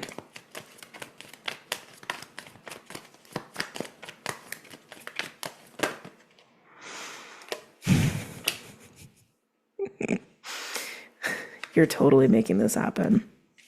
Okay, so we have Death, Page of Swords, Knight of Wands, and the Star. Death can be endings. It's also just change, transformation, another form of alchemy. It's just another form of alchemy. With this surrounding the Page of Swords, the Knight of Wands, and the Star, it's like you're waiting for the right moment to take action. And this is what I mean. It's like you're spending a lot of time and energy, some of you even money, maintaining your focus on this vision, whatever this vision is. And it's like you're literally observing and waiting to act as the Knight of Wands to bring in the Star, to bring in wish fulfillment. And you're just waiting and watching with the Page of Swords. You're watching things shift. You're watching things change. This is so interesting. This is interesting. It's like you're a master manifester. I think you know that. I was going to say whether you realize it or not, but I think you know that. Yeah, I think you know that. Well, I see this happening. Aqua. I almost called you Sagittarius. Maybe you have Sag in your chart. You're making it happen. So very cool. You're going to know the green light and you're going to take the green light. Okay? All right, let's go ahead and move into the next element. Water signs. Let's do this. Cancer. Oh, no, I don't want to use that deck. Sorry. Cancer. Any messages or insights for Cancer for this week, for the week of the spring equinox? For Cancer, what's going on for Cancer? Any Any messages or insights for I'm hearing black box. That's weird. That's what they have in planes, right? That like records things in case bad things happen. So is there an accounting? Are there receipts for some sort of situation here? Are you keeping receipts? Cancer. Any messages or insights for Cancer for this week? That's so weird. They keep referencing black box. This is an ungodly hour to be that loud with your vehicle. It's literally like 2 a.m. over here. Anyway, yeah, don't ask me why I'm up. Sleep is just weird right now. Cancer. And you know, you guys know I got a lot going on right now with Clyde and everything too. But we're not going to talk about that. We're going to talk about you. Plus, I don't want to get emotional. Cancer. Any messages or insights for Cancer? Okay, Cancer, this is interesting because black box says receipts, right? We got receipts for something. Page of Swords knows all about that. Page of Swords knows all about the, you know, digging up of information for the facts and the accountings of what has happened, putting things together, the spy, if you will. I'm not saying anyone's spying. I'm not even saying you're spying, but Page of Swords is reading receipts. Takes into account the accounting of things. Okay. Interesting. Oh man, we're blurry again. Come back. Come back. Okay, we're back. Kind of. What else is going on for Cancer here? I don't know if I like this. Page of Swords and the Seven of Wands. Defensive. Ready to fight, ready to stand up to the truth. Ready to stand for the truth. Ready to go over the receipts. And when I say that, I don't mean, you guys know, I'm not talking about money receipts. I'm talking like receipts of what has happened. What's gone down. The receipts of a situation. Did not expect this from my Cancers. Wow. Is this working out in your favor? On the bottom, we have Five of Swords, also indicative of conflict or somebody being in their ego about shit. Two of Swords, there's a Three of Swords energy here, discomfort, pain, feelings of things are unfair. What is the truth? What's not the truth? The truth will be had because there's receipts, clearly. We have Justice with the Sun and Judgment. So some of you guys, this actually might be a legal thing, even if it's in the court of public opinion, I almost want to say, because we literally have like, someone's like, no, let's go over the receipts. Let's see what's actually happened here, right? And then Justice, hold on a second. Jesus.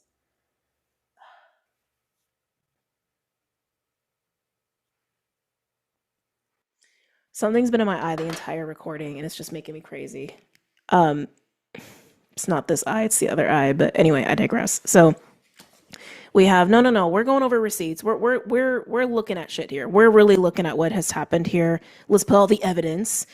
Justice card and Judgment. So Judgment is literally like judgment is being laid out here.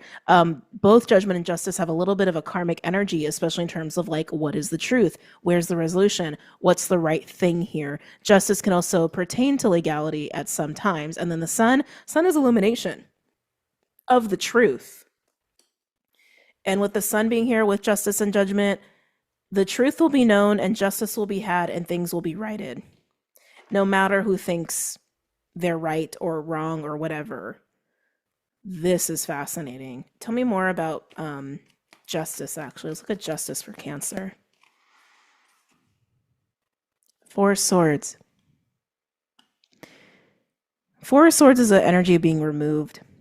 It's also an energy of rest and recovery. If someone's like initiating this with you, Cancer, like presenting this to you, maybe you're just trying to not be too in the drama. It feels like you're bubbling. Can I get another card for Justice? Yeah. Two of Pentacles. So Cancer, if this shows up as a Tower, because it's kind of giving me that feeling, it looks like you're going to do your best to navigate this privately, which I think is good for you. I keep getting the court of public opinion. Yeah, even if this is like coming up around people in your workplace or people you know. I'm not getting social media, but maybe some of you that could be the case. Um, you're taking care of this privately. You're not being super like what's the word? Open about it with people that you don't need to be talking to about it. Tell me about judgment.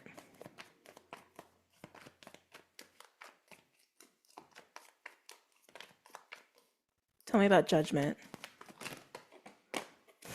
Wow. Yeah, this is really working out in your favor. Judgment with the star. It's still got this flavor of like public opinion. The sun, judgment, and the star. Usually when the sun comes out the star, that's actually about fame and celebrity or public opinion or social media. I don't know why this is giving me like Justin Baldoni vibes. I don't even know what his sign is, but it is. It's giving me Justin Baldoni vibes, which is kind of funny. Tell me about the Page of Swords and the Seven of Wands. Three of Cups, community and other people. I don't love that either. Um, Nine of Pentacles. Yeah, so Cancer, I keep getting that like this is being presented to you. And again, it could be reversed or vice versa. So take it as it resonates, especially if you're like cross watching here. But the Page of Swords and Seven of Wands feels very much like laying the receipts out on the table, a little bit of like looking really deep into something. But then with the Three of Cups and the Nine of Pentacles, it's like I'm getting like a group of people and then there's like a one person over here. It's got this vibe of like a group of people, but almost like someone is kind of, I think you're the Nine of Pentacles, more independent than these other people, more stable than these other people, maybe older than these other people, more mature than these other people. It's got this vibe of like, I'm trying to think of an example here. Someone's just on a different level, and I want to say this is you. And maybe that's why this is going down. And I know that sucks to hear, but you know how humans are. Humans be humaning, right? Um, it's got this feeling of like, God, I can't believe we're getting this kind of reading for you. Like these people are very much akin to each other. They're similar. They're kind of cut from the same cloth, and you're just not. And I want to say that's part of the problem. There's some sort of gap in like life experience or maturity or resources. Tell me about this Three of Cups.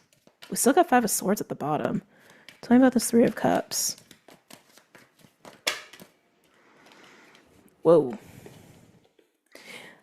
Whoa. Very masculine energy. Look at this. King of Wands and the King of Cups and the Chariot. Chariot has the Emperor behind it. So we kind of have a King of Wands, a King of Cups, and an Emperor energy. And then we have Death. Whatever's going on with these people or this group, this is a very specific reading.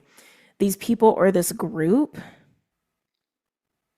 they're looking for elevation in their life, is what I'm getting. They're looking for the Chariot. They're looking to elevate. Chariot is a card of ascension or triumph or victory or getting like to the next level of something. They're looking for change, but I want to say they're looking for elevation for themselves. So, Cancer, if this is how this presents in your life this week, I know it sucks. That's like so this is like such a weird reading. I'm not digging it. Again, I you're going to navigate this in your private life and things are going to work out really well in your favor. There's going to be illumination, there's going to be healing. I feel like people around you are going to know the truth about what's really going on here. Um it just has this feeling of like you're not like this person or you're not like these people and they don't like it and they want to elevate. So it's like it's like some weird drama stirring. It's very bizarre. I feel like I'm getting something else for you guys though too here. Um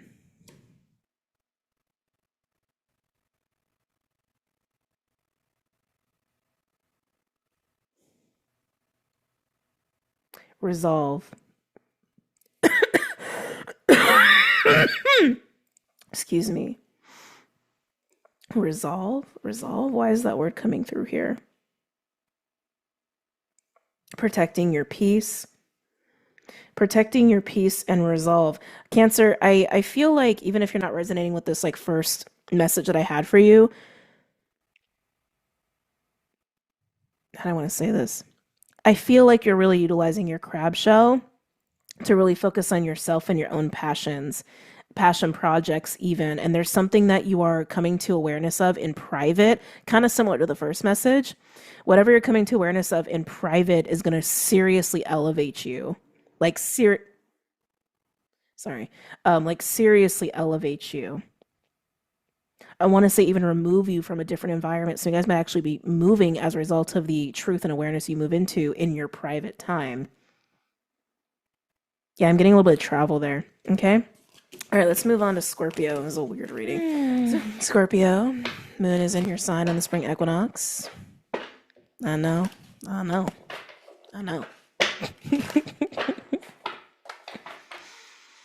Scorpio.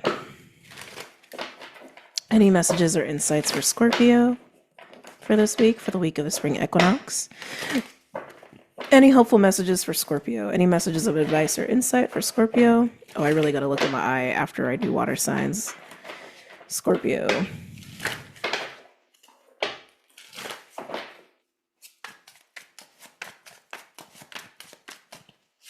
Scorpio. Any messages or insights for Scorpio?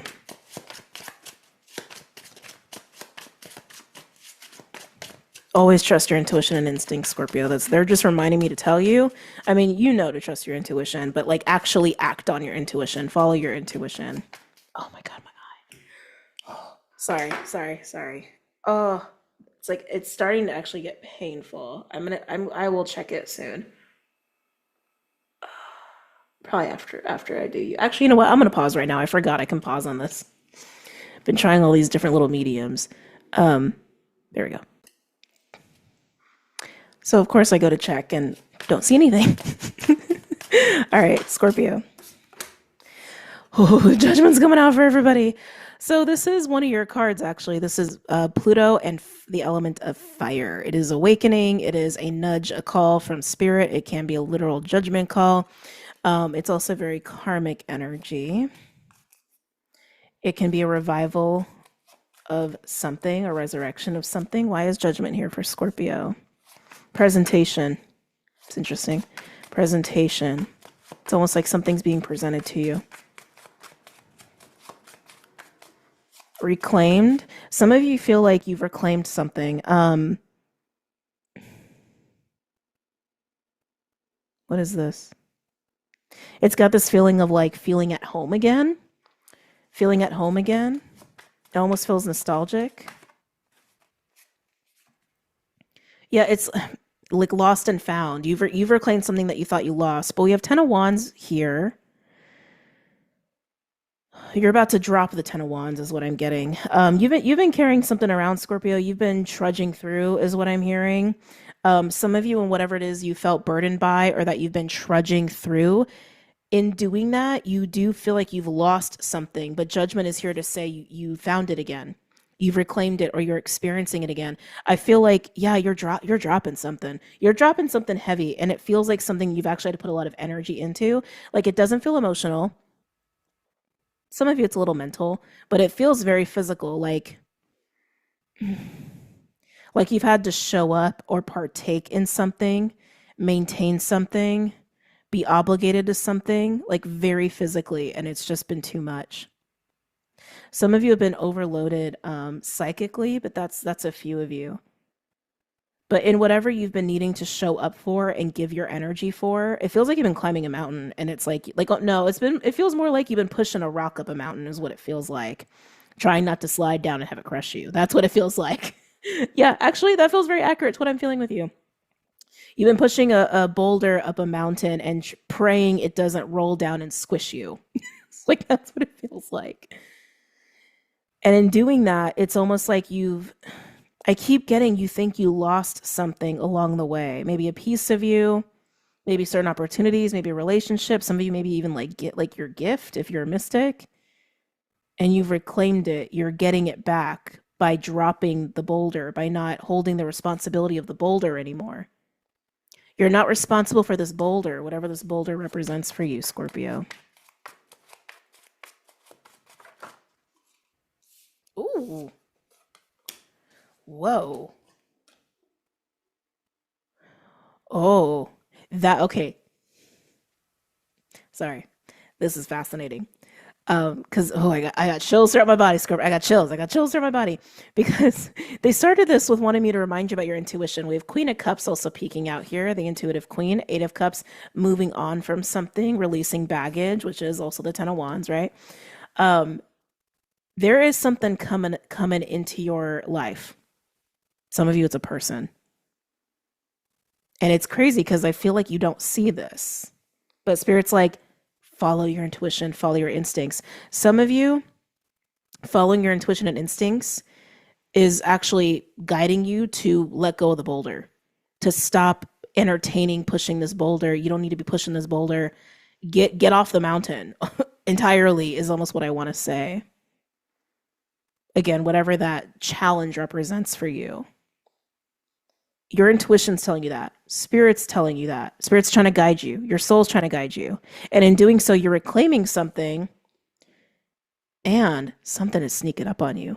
There you are as the Queen of Pentacles. Queen of Pentacles is the queen that does maintain, for sure. The Queen of Pentacles multitasks. She runs the household. She takes care of all the kids. She takes care of the finances. She maybe runs her own business. Like she or he, that is the Queen of Pentacles. The Queen of Pentacles can juggle and maintain and hold things down. She is the last and final queen before we go into Empress mode. You've been very bogged down in the 3D is what I'm gathering. You've been very bogged down in the physical and Spirit's like, drop the boulder.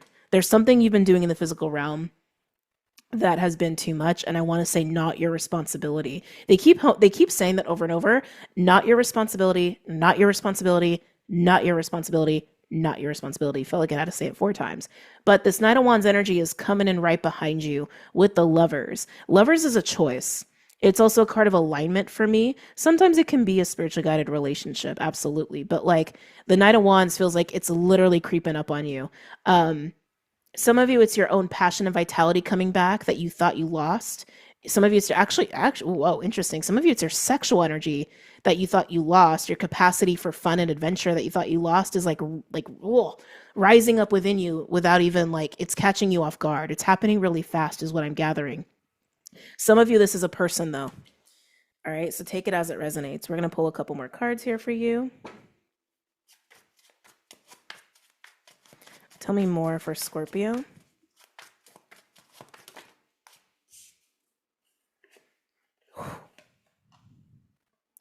Whew. Strength and death. This death doesn't feel easy, Scorpio, especially with Judgment and the Ten of Wands being here. Because again, the Ten of Wands, this boulder you've been pushing up a mountain. Oh. It's like, because even thinking of the logistics of that, if you're like holding this giant boulder above you, how do you get out from under it without it squishing you? There's even something logistic about this of like pulling out. I don't know why that felt sexual for a second. Of like pulling yourself out from under it. That feels tricky. Some of you maybe have been trying to do this. Some of you have already been aware of this. Some of you have already accomplished it. But the Death card is your card.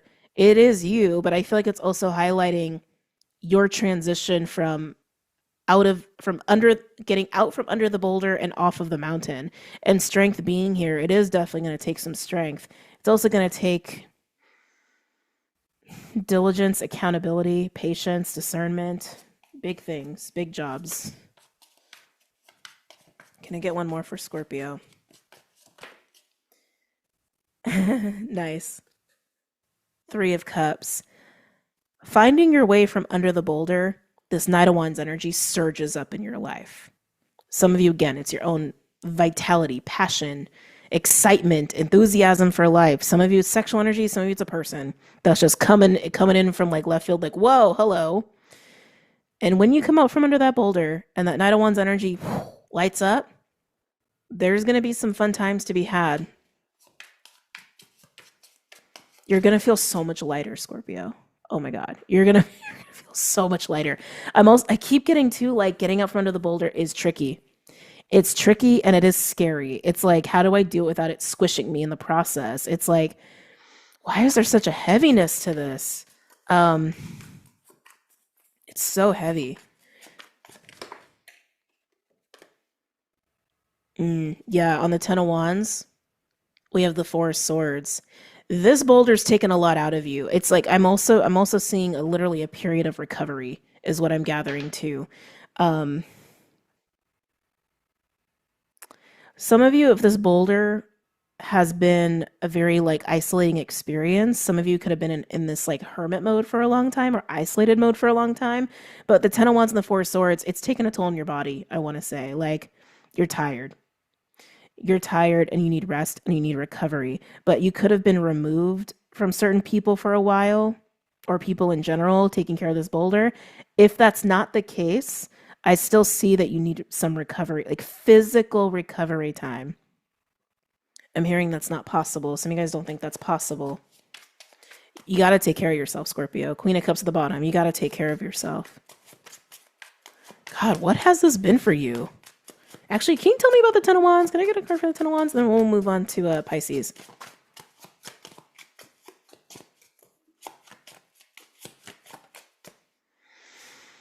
Interesting. Page of Cups in reverse. There's some emotional exhaustion going on here too. So it's like, God, it is like physical exhaustion and emotional exhaustion, like just being drained. You got nothing left to give. At the top, we have Five of Cups. Yeah, you got to get from under this. If you haven't gotten out from under this, you got to get out from under this. It's taking from you way too much. It's the longer I'm feeling into it, I'm just almost feeling like out of breath even just talking. Yeah, Nine of Wands, Four of Cups at the bottom. It's a lot of dissatisfaction here, Scorpio. I want to say it's almost like you've been at the point with it. If you're still up under it, it's interesting how they want me to say it that way. If you're still up under it, it's almost like you haven't even been able to push anymore. You're just holding it.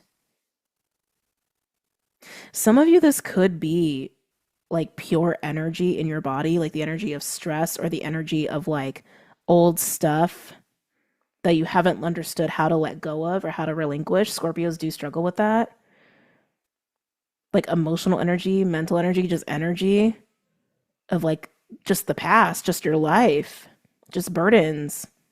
But I feel like most of you, it's a very tangible, challenging experience in your 3D life.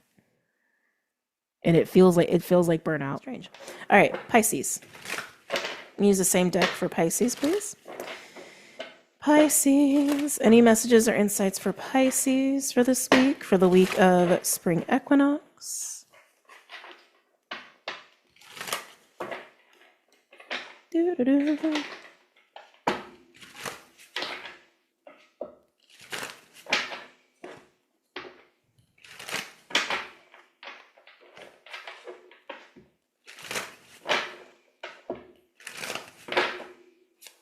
For Pisces, what's going on for Pisces? They're showing me elephants.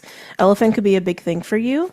Elephants, usually to me, that screams wisdom and breaking down barriers, challenges, obstacles, blowing through them.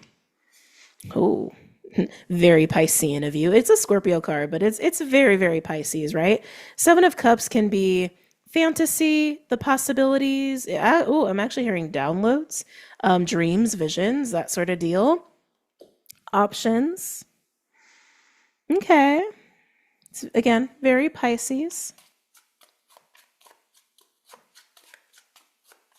Are you daydreaming, Pisces? I think you are fantasizing a little bit. The snake is really jumping out to me. Oh, excuse me. Oh, you are. It's just fun. It's a fun energy. Seven of Cups with the King of Wands and the Page of Cups. I was going to say, I think your passion is fueling your fantasies, and then the King of Wands came out. So, Pisces, this week, you're feeling the vibes. And I'm not shocked because we do have a lot of energy going on in your sign. Neptune, the sun, the North Node, Saturn, that conjunction of the sun, Neptune, and North Nodes also working with, um, what you call it? Also working with the moon in Scorpio on the spring equinox. Also working with Pluto. Um, there's some, and Juno. It's like, it's doing a lot. So you're passionate, you're fantasizing, you know what you want. You know what you want, and you're excited to try to get it. You're excited to try to experience it or to make it happen. It's a yummy vibe. I'm liking it a lot. Some of you, this is a sexual thing, but some of you are just like, ooh, could I do that? Ooh. Pisces. We have Six of Swords. Six of Swords is a card of peace. It's a card of travel. It's a card also of moving forward. I think you're seeing how to bring your fantasy to life. And it's coming from passion. I don't know, it's got my inner Scorpio all excited. Wow. Oh. Oh, you are. Pisces, Pisces, Pisces. Very fascinating when these two cards come out together. This. Oh, hold on. Let me get a little water. The sun and the moon. Cancer, Leo vibes. Masculine, feminine vibes. Hold on. Sorry, my computer's freaking out. Some of you could be a moon Leo, not necessarily. Some of you could be a Cancer sun, not necessarily.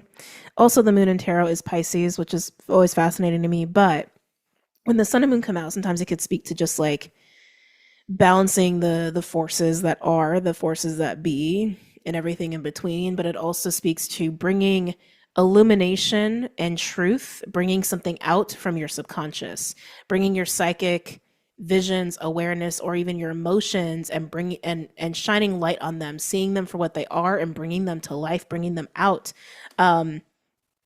If you have been like having these like passionate fantasy desires and you've been keeping them to yourself, you may share them soon. You may express them soon. Especially if it's like romance related. You're going to act on them. You're definitely going to act on them. Any messages or insights for Pisces for this week? Wow. Where'd you go?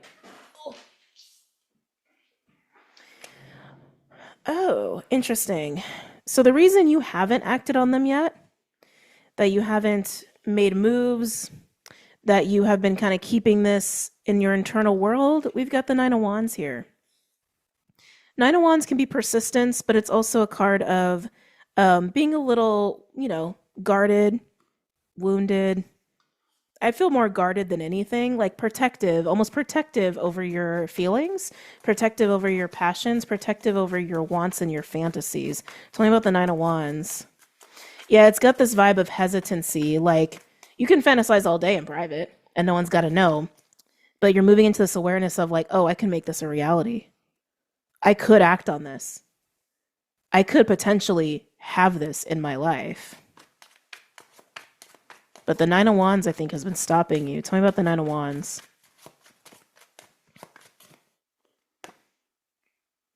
Interesting. Ace of Pentacles. One more. Yeah, though they said you don't need any more.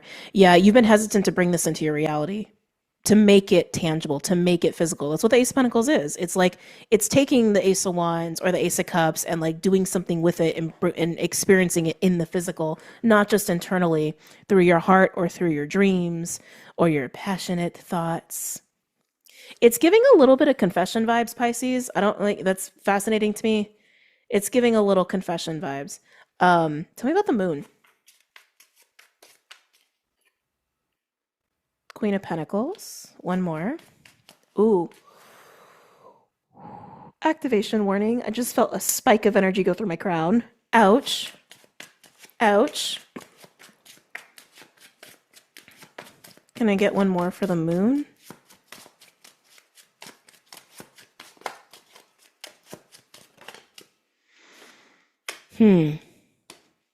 Hanged Man in reverse. So, Nine of Wands with Ace of Pentacles, you have been hesitant, you've been kind of guarded, but the Hangman in reverse with the Queen of Pentacles tells me that you've also had a recent light bulb moment, realization, spiritual development, because this is clarifying the moon. Okay. And the Hangman is that. It's literally the card of spiritual growth. And sometimes we pause to have that spiritual growth, but it's in reverse. You're coming out of it. So you are realizing the truth here again, that you can make this very tangible, whatever this dream, fantasy, passion is for yourself. And it's just about speaking it into reality. It's just about acting on it and following through with it. But some of you are going to share this with somebody or confess this to somebody, especially if it's about a relationship. Cool. Very nice. All right. Last but not least, we're going to move into earth signs for you. We're going to go ahead and start with Taurus, where Uranus is in your sign. And Uranus is doing a lot this week. So I expect your reading to be very Uranian. Okay. All right. Taurus. Already seeing red. Okay. Any messages or insights for, almost said for Uranus, for Taurus this week? Red to me just says root chakra. It also says passion. Sometimes it says anger. Heat. I want to say heat. Heat. Are you willing to move is what I'm hearing. Are you willing to move? Are you willing to do it? Are you willing to budge? Are you willing to give in? It's very interesting. Are you willing to give in? For a Taurus? Okay. Any messages or insights for Taurus for this week? For the week of spring equinox. Any messages or insights for Taurus? I'm seeing a Craig. Maybe you know a Craig. An egg cracking open. I think even if you're not willing, I think something's happening anyway. Oh, okay. Nice start out of the gate. Three of Pentacles and the Two of Cups. You got plans with somebody. You working with somebody. You talking with somebody. Some of you guys, this is purely work related, but I am getting more like orchestration and plans and figuring something out with somebody more than anything. Some of you guys, there's a friendship here. Three of Pentacles is a card of camaraderie for me and allyship, even if this is a relationship that's built with other aspects like romance or family or whatever. This is about how you work with somebody. Okay. Yeah, how you figure things out with somebody. Wow. Okay. We have the 10 of Pentacles and the 6 of Cups. That feels very, I was going to say solid. I heard the word traditional. There's like, you got the 6 of Cups energy, which is the past, childhood, patterns. Your soul is invested in this 10 of Pentacles. 10 of Pentacles can be legacy. It can be household, family, career, but legacy at the core of it. It's so weird. It's got this vibe of like the future and the past. Some of you, this person you're dealing with, you have very strong past life ties, which is why it's got this feeling of the future but the past at the same time. Some of you are talking with somebody and it's like you're thinking about your future, how you envisioned your future. Some of you, how you envisioned your future may change as a result of talking with this person, working with this person, even if they're just inspiring you. Okay, so take that as it resonates, because I'm getting so many different things off of that. Like I'm just getting a strong emotional attachment to your vision of your legacy, is what I'm gathering. A very strong emotional attachment to what that looks like, what that encompasses, and some of you, there's a lot of tradition around it.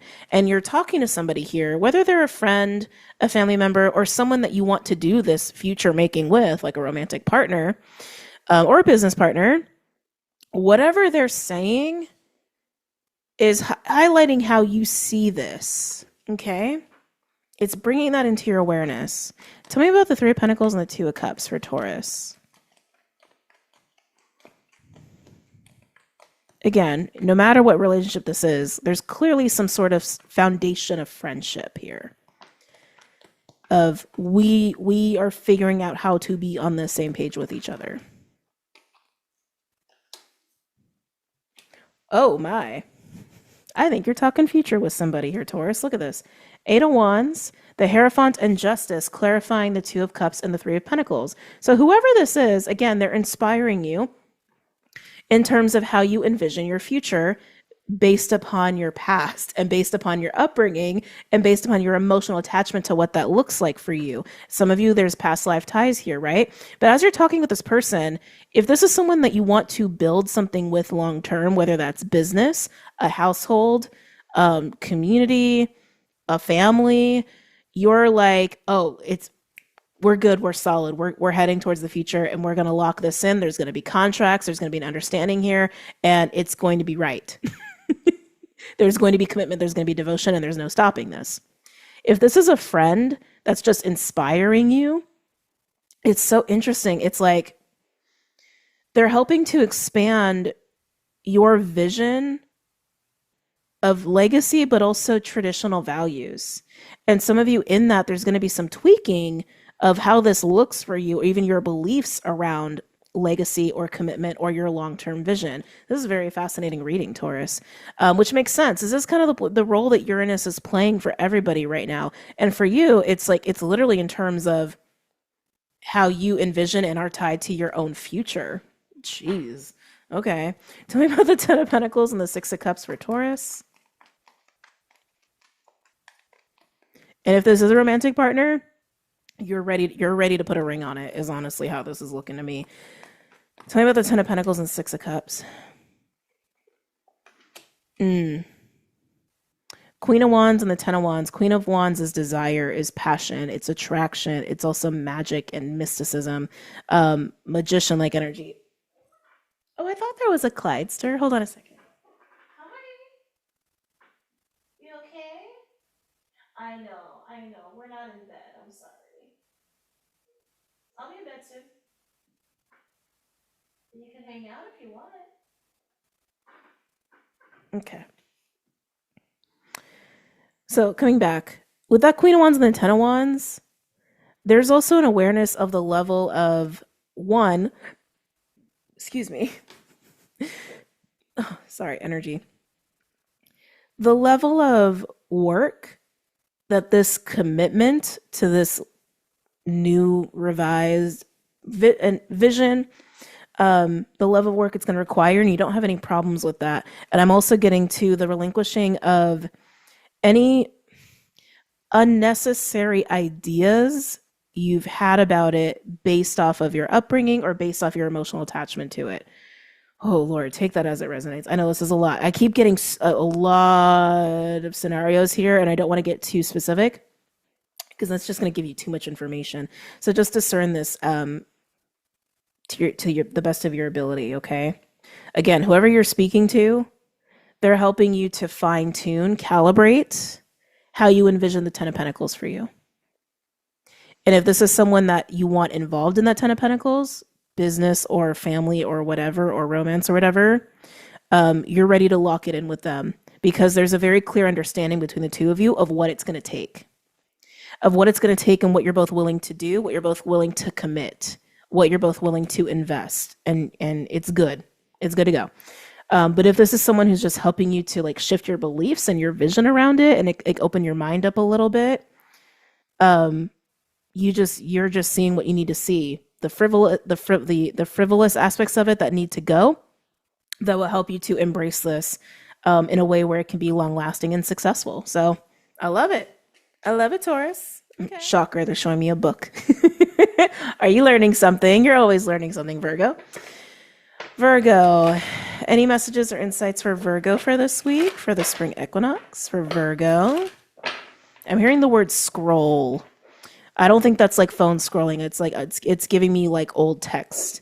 Some of you guys could be reading up on old texts, like literally like the Bible, the Torah, stuff like that. Vedas. I'm hearing Vedas. Any messages or insights for Virgo? Yeah, it's giving me like student. It's giving me scribe is what it's giving me.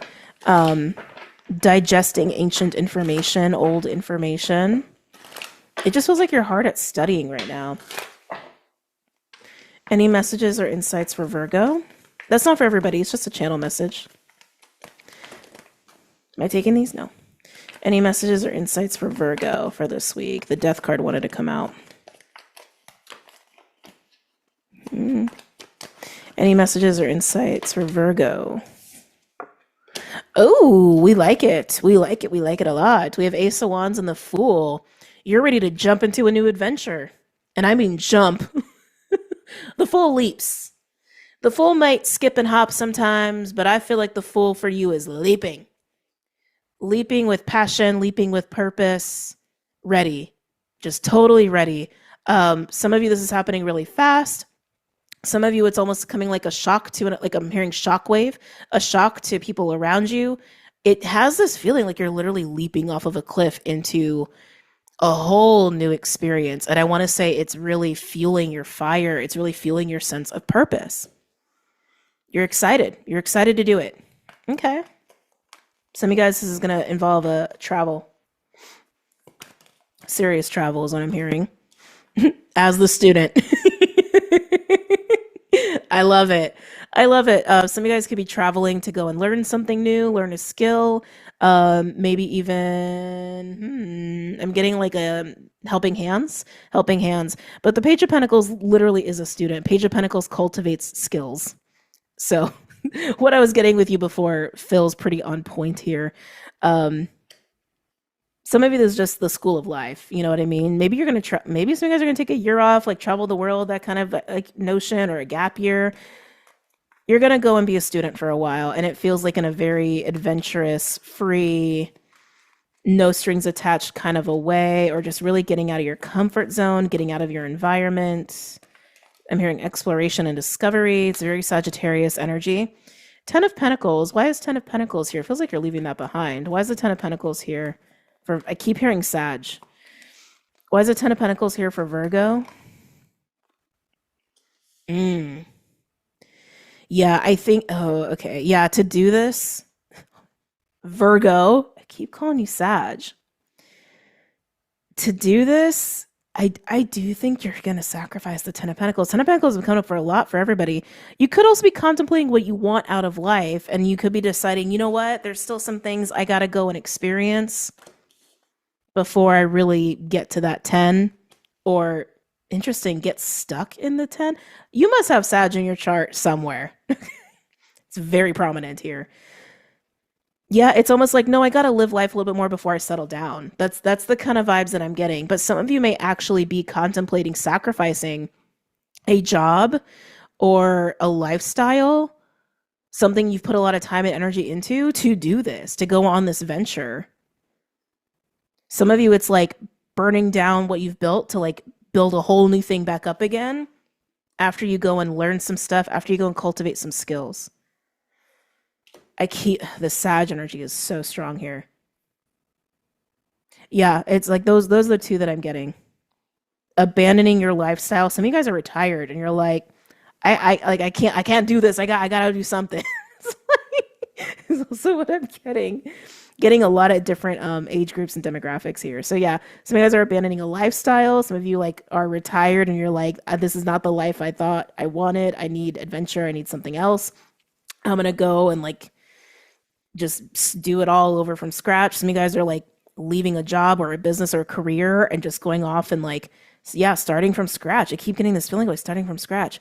Some of you are even just like moving out or just abandoning traditional living to go be a student of life for a while. That's really cool. Again, feels very Sag heavy. Any other messages or insights here for Virgo? If any of you are like getting out of a commitment, there's something funky about that. So many reasons why we end relationships, right? Some of you, maybe you thought you were ready for like traditional marriage or whatever, and it's like only to really realize you're not, or maybe that's not what you want. Or obviously there could have been something off about what you built with this person. Any other messages or insights for Virgo? I feel like a lot of money's involved here for some of you. Yeah, the Ten of Pentacles, the Seven of Pentacles, and the Six of Cups. Six of Cups implies history, emotional connection, soul connection, patterns. Some of you guys are leaving your family behind. It's just got this feeling like you're leaving your life behind. It's like the life as you know it or as you planned it, you're ditching it, which is very not Virgo. And it's funny because I keep hearing Sag, so maybe Virgo is like a soft placement for you or something. Maybe you're a Sag moon or Sag rising or something like that. Devil almost came out. Yeah, it's this. I don't know who needs to hear this because this feels very specific, but you're abandoning the life that you were building or the life you knew for a do-over. A do-over. Some of you, this Ten of Pentacles that you have been invested in. Who else had this? I think Aries had this too. It's not really who you are. It's not really who you are. You thought it was, and you're realizing, oh no, no, no, no, no, no, no. I need to figure out me, and I'm going to do that by being a student of life. Or again, by like being an actual student, and maybe you're setting something up for yourself. Maybe you're going to school abroad, or again, it's like just putting yourself in a whole new environment. Any other messages or insights? I keep wanting to call you Sagittarius. Any other messages or insights for Virgo? Interesting. We've got the Lovers. That's big life choices, which this is a massive life choice. It's also card of alignment, also spiritual guided relationships. Why is the Lovers here? Can you clarify the context of the Lovers? Or can't get any better than that. We do have Six of Wands at the bottom, which is also feeling pretty good about this choice. Hold on. What's up, buddy? Hi. I know you want me to come to bed. I will come to bed soon. I got one more sign. Love him. Okay. Okay. So clarifying the Lovers. Eight of Wands and the Ace of Cups. You're following your heart. Nothing wrong about that. You're doing what you got to do for you. You're following the Ace of Wands and the Ace of Cups. You're following your heart and your soul. And you're following your passion. You're following a sense of purpose. And nothing's going to stop you. Nobody's going to stop you. It is what it is. Some of you are going through a heart awakening or opening activation. I want to hear. Some of you guys could have been... excuse me. Some of you could have received that heart upgrade that happened around the new moon Pisces. Where are we in that time? That was like 3 weeks ago, I think. I'm like, huh? 2 to 3 weeks ago, because the quarter moon's coming up. Bubby, I need my hand.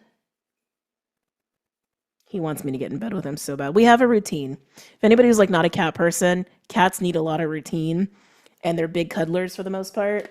So if they're expecting cuddle time and you're not doing it, they like get persistent. At least this guy does. He was like, he's wanting my hand right now. Sorry. Okay. Anyway, sorry. Lovers with the Eight of Wands and the Ace of Cups.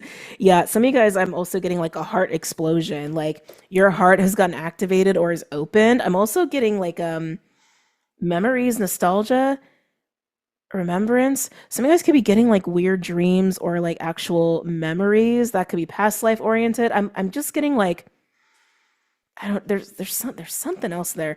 Tell me more about this Ace of Cups and the Eight of Wands. Queen of Swords. Libra energy. You could be a cusper. That's discernment. You're discerning this, which is why you're doing it. I keep getting like something is like, something or someone is like coming up in your awareness. It's weird. It's like, hold on. Let me find the right words here. Some of you, part of like what you're experiencing that's like pushing you to the full energy. Yes, this like heart expansion, explosion, upgrade, heart getting turned on, heart opening, etc. I can't shake this feeling like your heart's like your heart is having a memory. Like this is a weird message. Your heart is having a memory, like when it felt something. Whatever expansion's happening with your heart space, it's a very familiar feeling for you from something you've experienced before. And there's something about that previous memory experience. I want to say some of it was a person. That's almost like an indication of like where you need to be or where you need to go, who you need to talk to. That's interesting. What you need to learn. You know how that applies to you, Virgo. All right, let's move into Capricorn and call it a day before Clyde gets really upset with me. I know I'm talking about you. I know. Oh. See, he's mad. He's mad at me. All right. Any messages or insights for Capricorn for this week?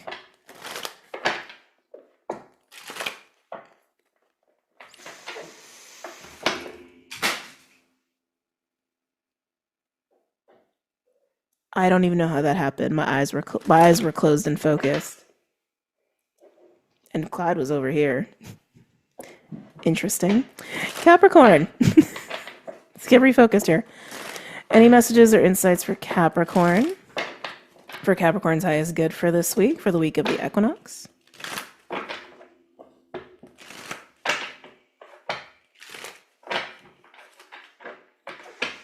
Capricorn. What's going on for Capricorn for the week of the equinox?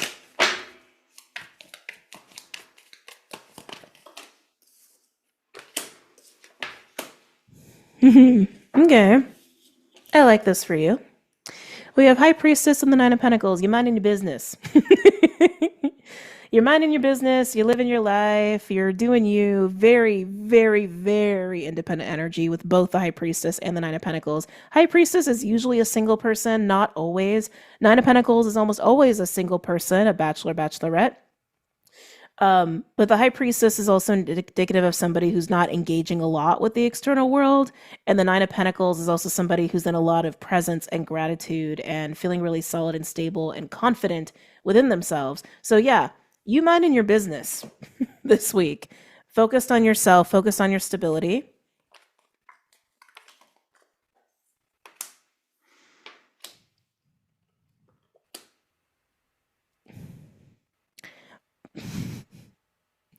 So the Knight of Swords was at the bottom earlier, so you guys might have seen it on the monitor. It's showing up again. We've got Two of Cups at the bottom, and the cards that just came out. As much as you're minding your business, it doesn't seem like that's going to last. Look at that. Knight of Wands, King of Cups, and Death. So you're over here, literally minding your business. And some other energy, this is very specific. This absolutely feels like you are interacting with another person.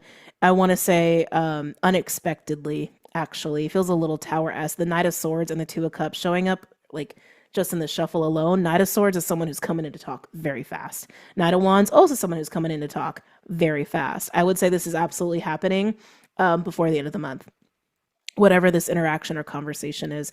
But this energy is somebody who's very eager to talk to you about something. And I want to say they want to talk to you about the Death card. Okay, let's look at Death then. Why is Death here for this individual? I'm sorry, I almost want to say you don't want to hear from this person. Or it's like you just got comfortable with your solitude or something. Isn't it how it always goes? I know, buddy. I know. I'm almost done. Sorry. Yeah, it's almost like you just found your groove with your solitude and your independence is what I'm gathering. Your peace, your quiet. And like literally once you get settled, it's getting disturbed. I feel like you're kind of annoyed that this is coming in. Anyway, tell me about Death.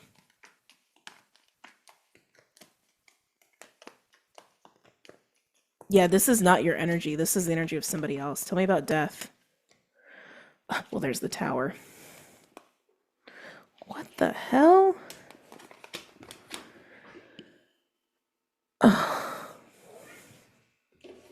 I'm feeling your annoyance. Two of Cups is still at the bottom. What's underneath that? Fear. Not seeing something. Strength with the Four of Wands. Okay. I can feel your irritation, and they want to talk to you again about the Death card. And coming with the Death card, we have Tower. I'm just going to show you what I'm clarifying. We have the Tower with the Two of Swords and the Eight of Cups. Whoever this is, they've had some sort of wake-up call. Some of you, this person's had some sort of like ego death. And I don't, you guys know me. It's like I don't usually read readings like this, but this is clear. What wants to be read, what wants to be said. Didn't mean to rhyme. Sometimes that's happened. It's been happening lately. They've had some sort of wake-up call. They can't unsee what they have seen. They can't unknow what they now know. And it's circulating around the Eight of Cups. The 8 always goes to the 10, and the 2 of Cups has been out here. 8 plus 2 is the 10 of Cups, right?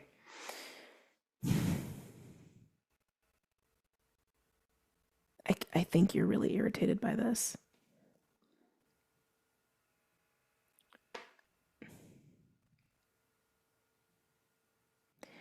It's gonna sound so tarot typical, but whoever this is, they have moved into a massive wake up call and awareness that has whatever this truth is for them, this truth bomb. It feels like a big epiphany, has pushed them to run towards you out of a desire of pursuit of happiness. Let's look at more at you. The Nine of Pentacles and the High Priestess, please, for Capricorn. I can't shake this feeling of like irritation, almost anger towards this person in your energy. Tell me about the Nine of Pentacles and High Priestess for Capricorn. Yeah, you see, you minding your business. Like, you are bubbled. You bubbled. Oh my God. Hermit and the High Priestess.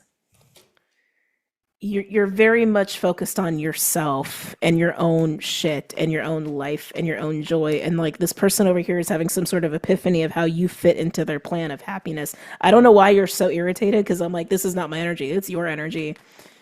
Maybe because they literally are like, I feel like you have found some new sense of like stability, and it's almost like they're throwing you off or something, or you don't want to be thrown off of it. Tell me about the Nine of Pentacles, High Priestess, and Hermit. Empowerment. Thank you. That's also what it is. You're feeling really strong in your energy. You're feeling really empowered in your energy, even if it's just your own, like just solid, independent you. And it's like, I feel like this new energy that you're in is like relatively empowered compared to what you're used to feeling. Not saying you haven't been empowered. It's a new level of it. I think that's also why you're annoyed. Oh, look, annoyed. I think you know who this is. There's no way you don't, because they clearly know you. They clearly know you. And it's like the Tower shook off the Two of Swords. So it's somebody who has been closed off to you mentally in some way, shape, or form. I want to say they've been closed-minded. Some of you closed-hearted, and now they're just like open. And you're over here in your High Priestess, Hermit, Nine of Pentacles, living your best life, I keep hearing minding your business, which is kind of interesting. So like maybe you had a lot of back and forth with whoever this is, but you're clearly enjoying solitude. And when they come in, you move into the Five of Swords. I think it triggers you. It triggers you. Tell me about the Five of Swords. That's why you're irritated. You get triggered by this person.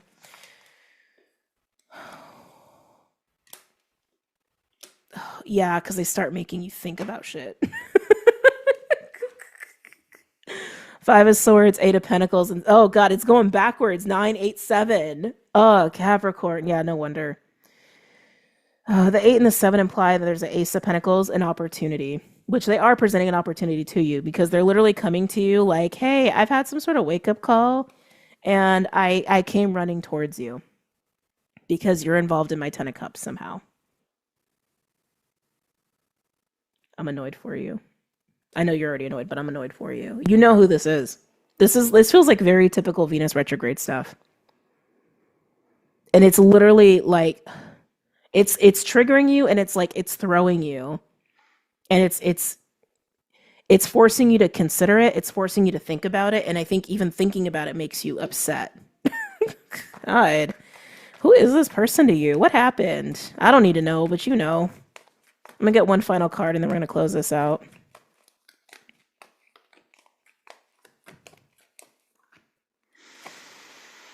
You got the Nine of Swords. Yeah, I get it. The Nine and the Five of Swords imply a Four of Swords energy, which is exactly where you've been. You've been in your bubble, Hermit, High Priestess, Nine of Pentacles, minding your business. And then this person comes in, triggers you, puts you in the Five of Swords, Eight of Pentacles, Seven of Pentacles, Nine of Pentacles, Nine of Swords, and it's like you're forced to think about it because they're there, because they're sharing this or they're showing up in some way. You're triggered. You are so triggered by them. You know what's best for you, Cappy. And also, I don't think this person would pressure you. If they're pressuring you, then I think that says it all. I don't think they are. I just think the trigger that's coming up is a lot. But take all the time you need. Or if you even just want to rebuke this, rebuke it. But like, excuse me. I don't know. I can feel like so much attitude wanting to come out of you in response to this. Good luck, Cappies. Good luck with that. All right. We are complete. I hope you guys have enjoyed that. I definitely did. And have an amazing equinox. Have an amazing week. Have an amazing in-between eclipse time. And I will see you guys later, okay? Take care.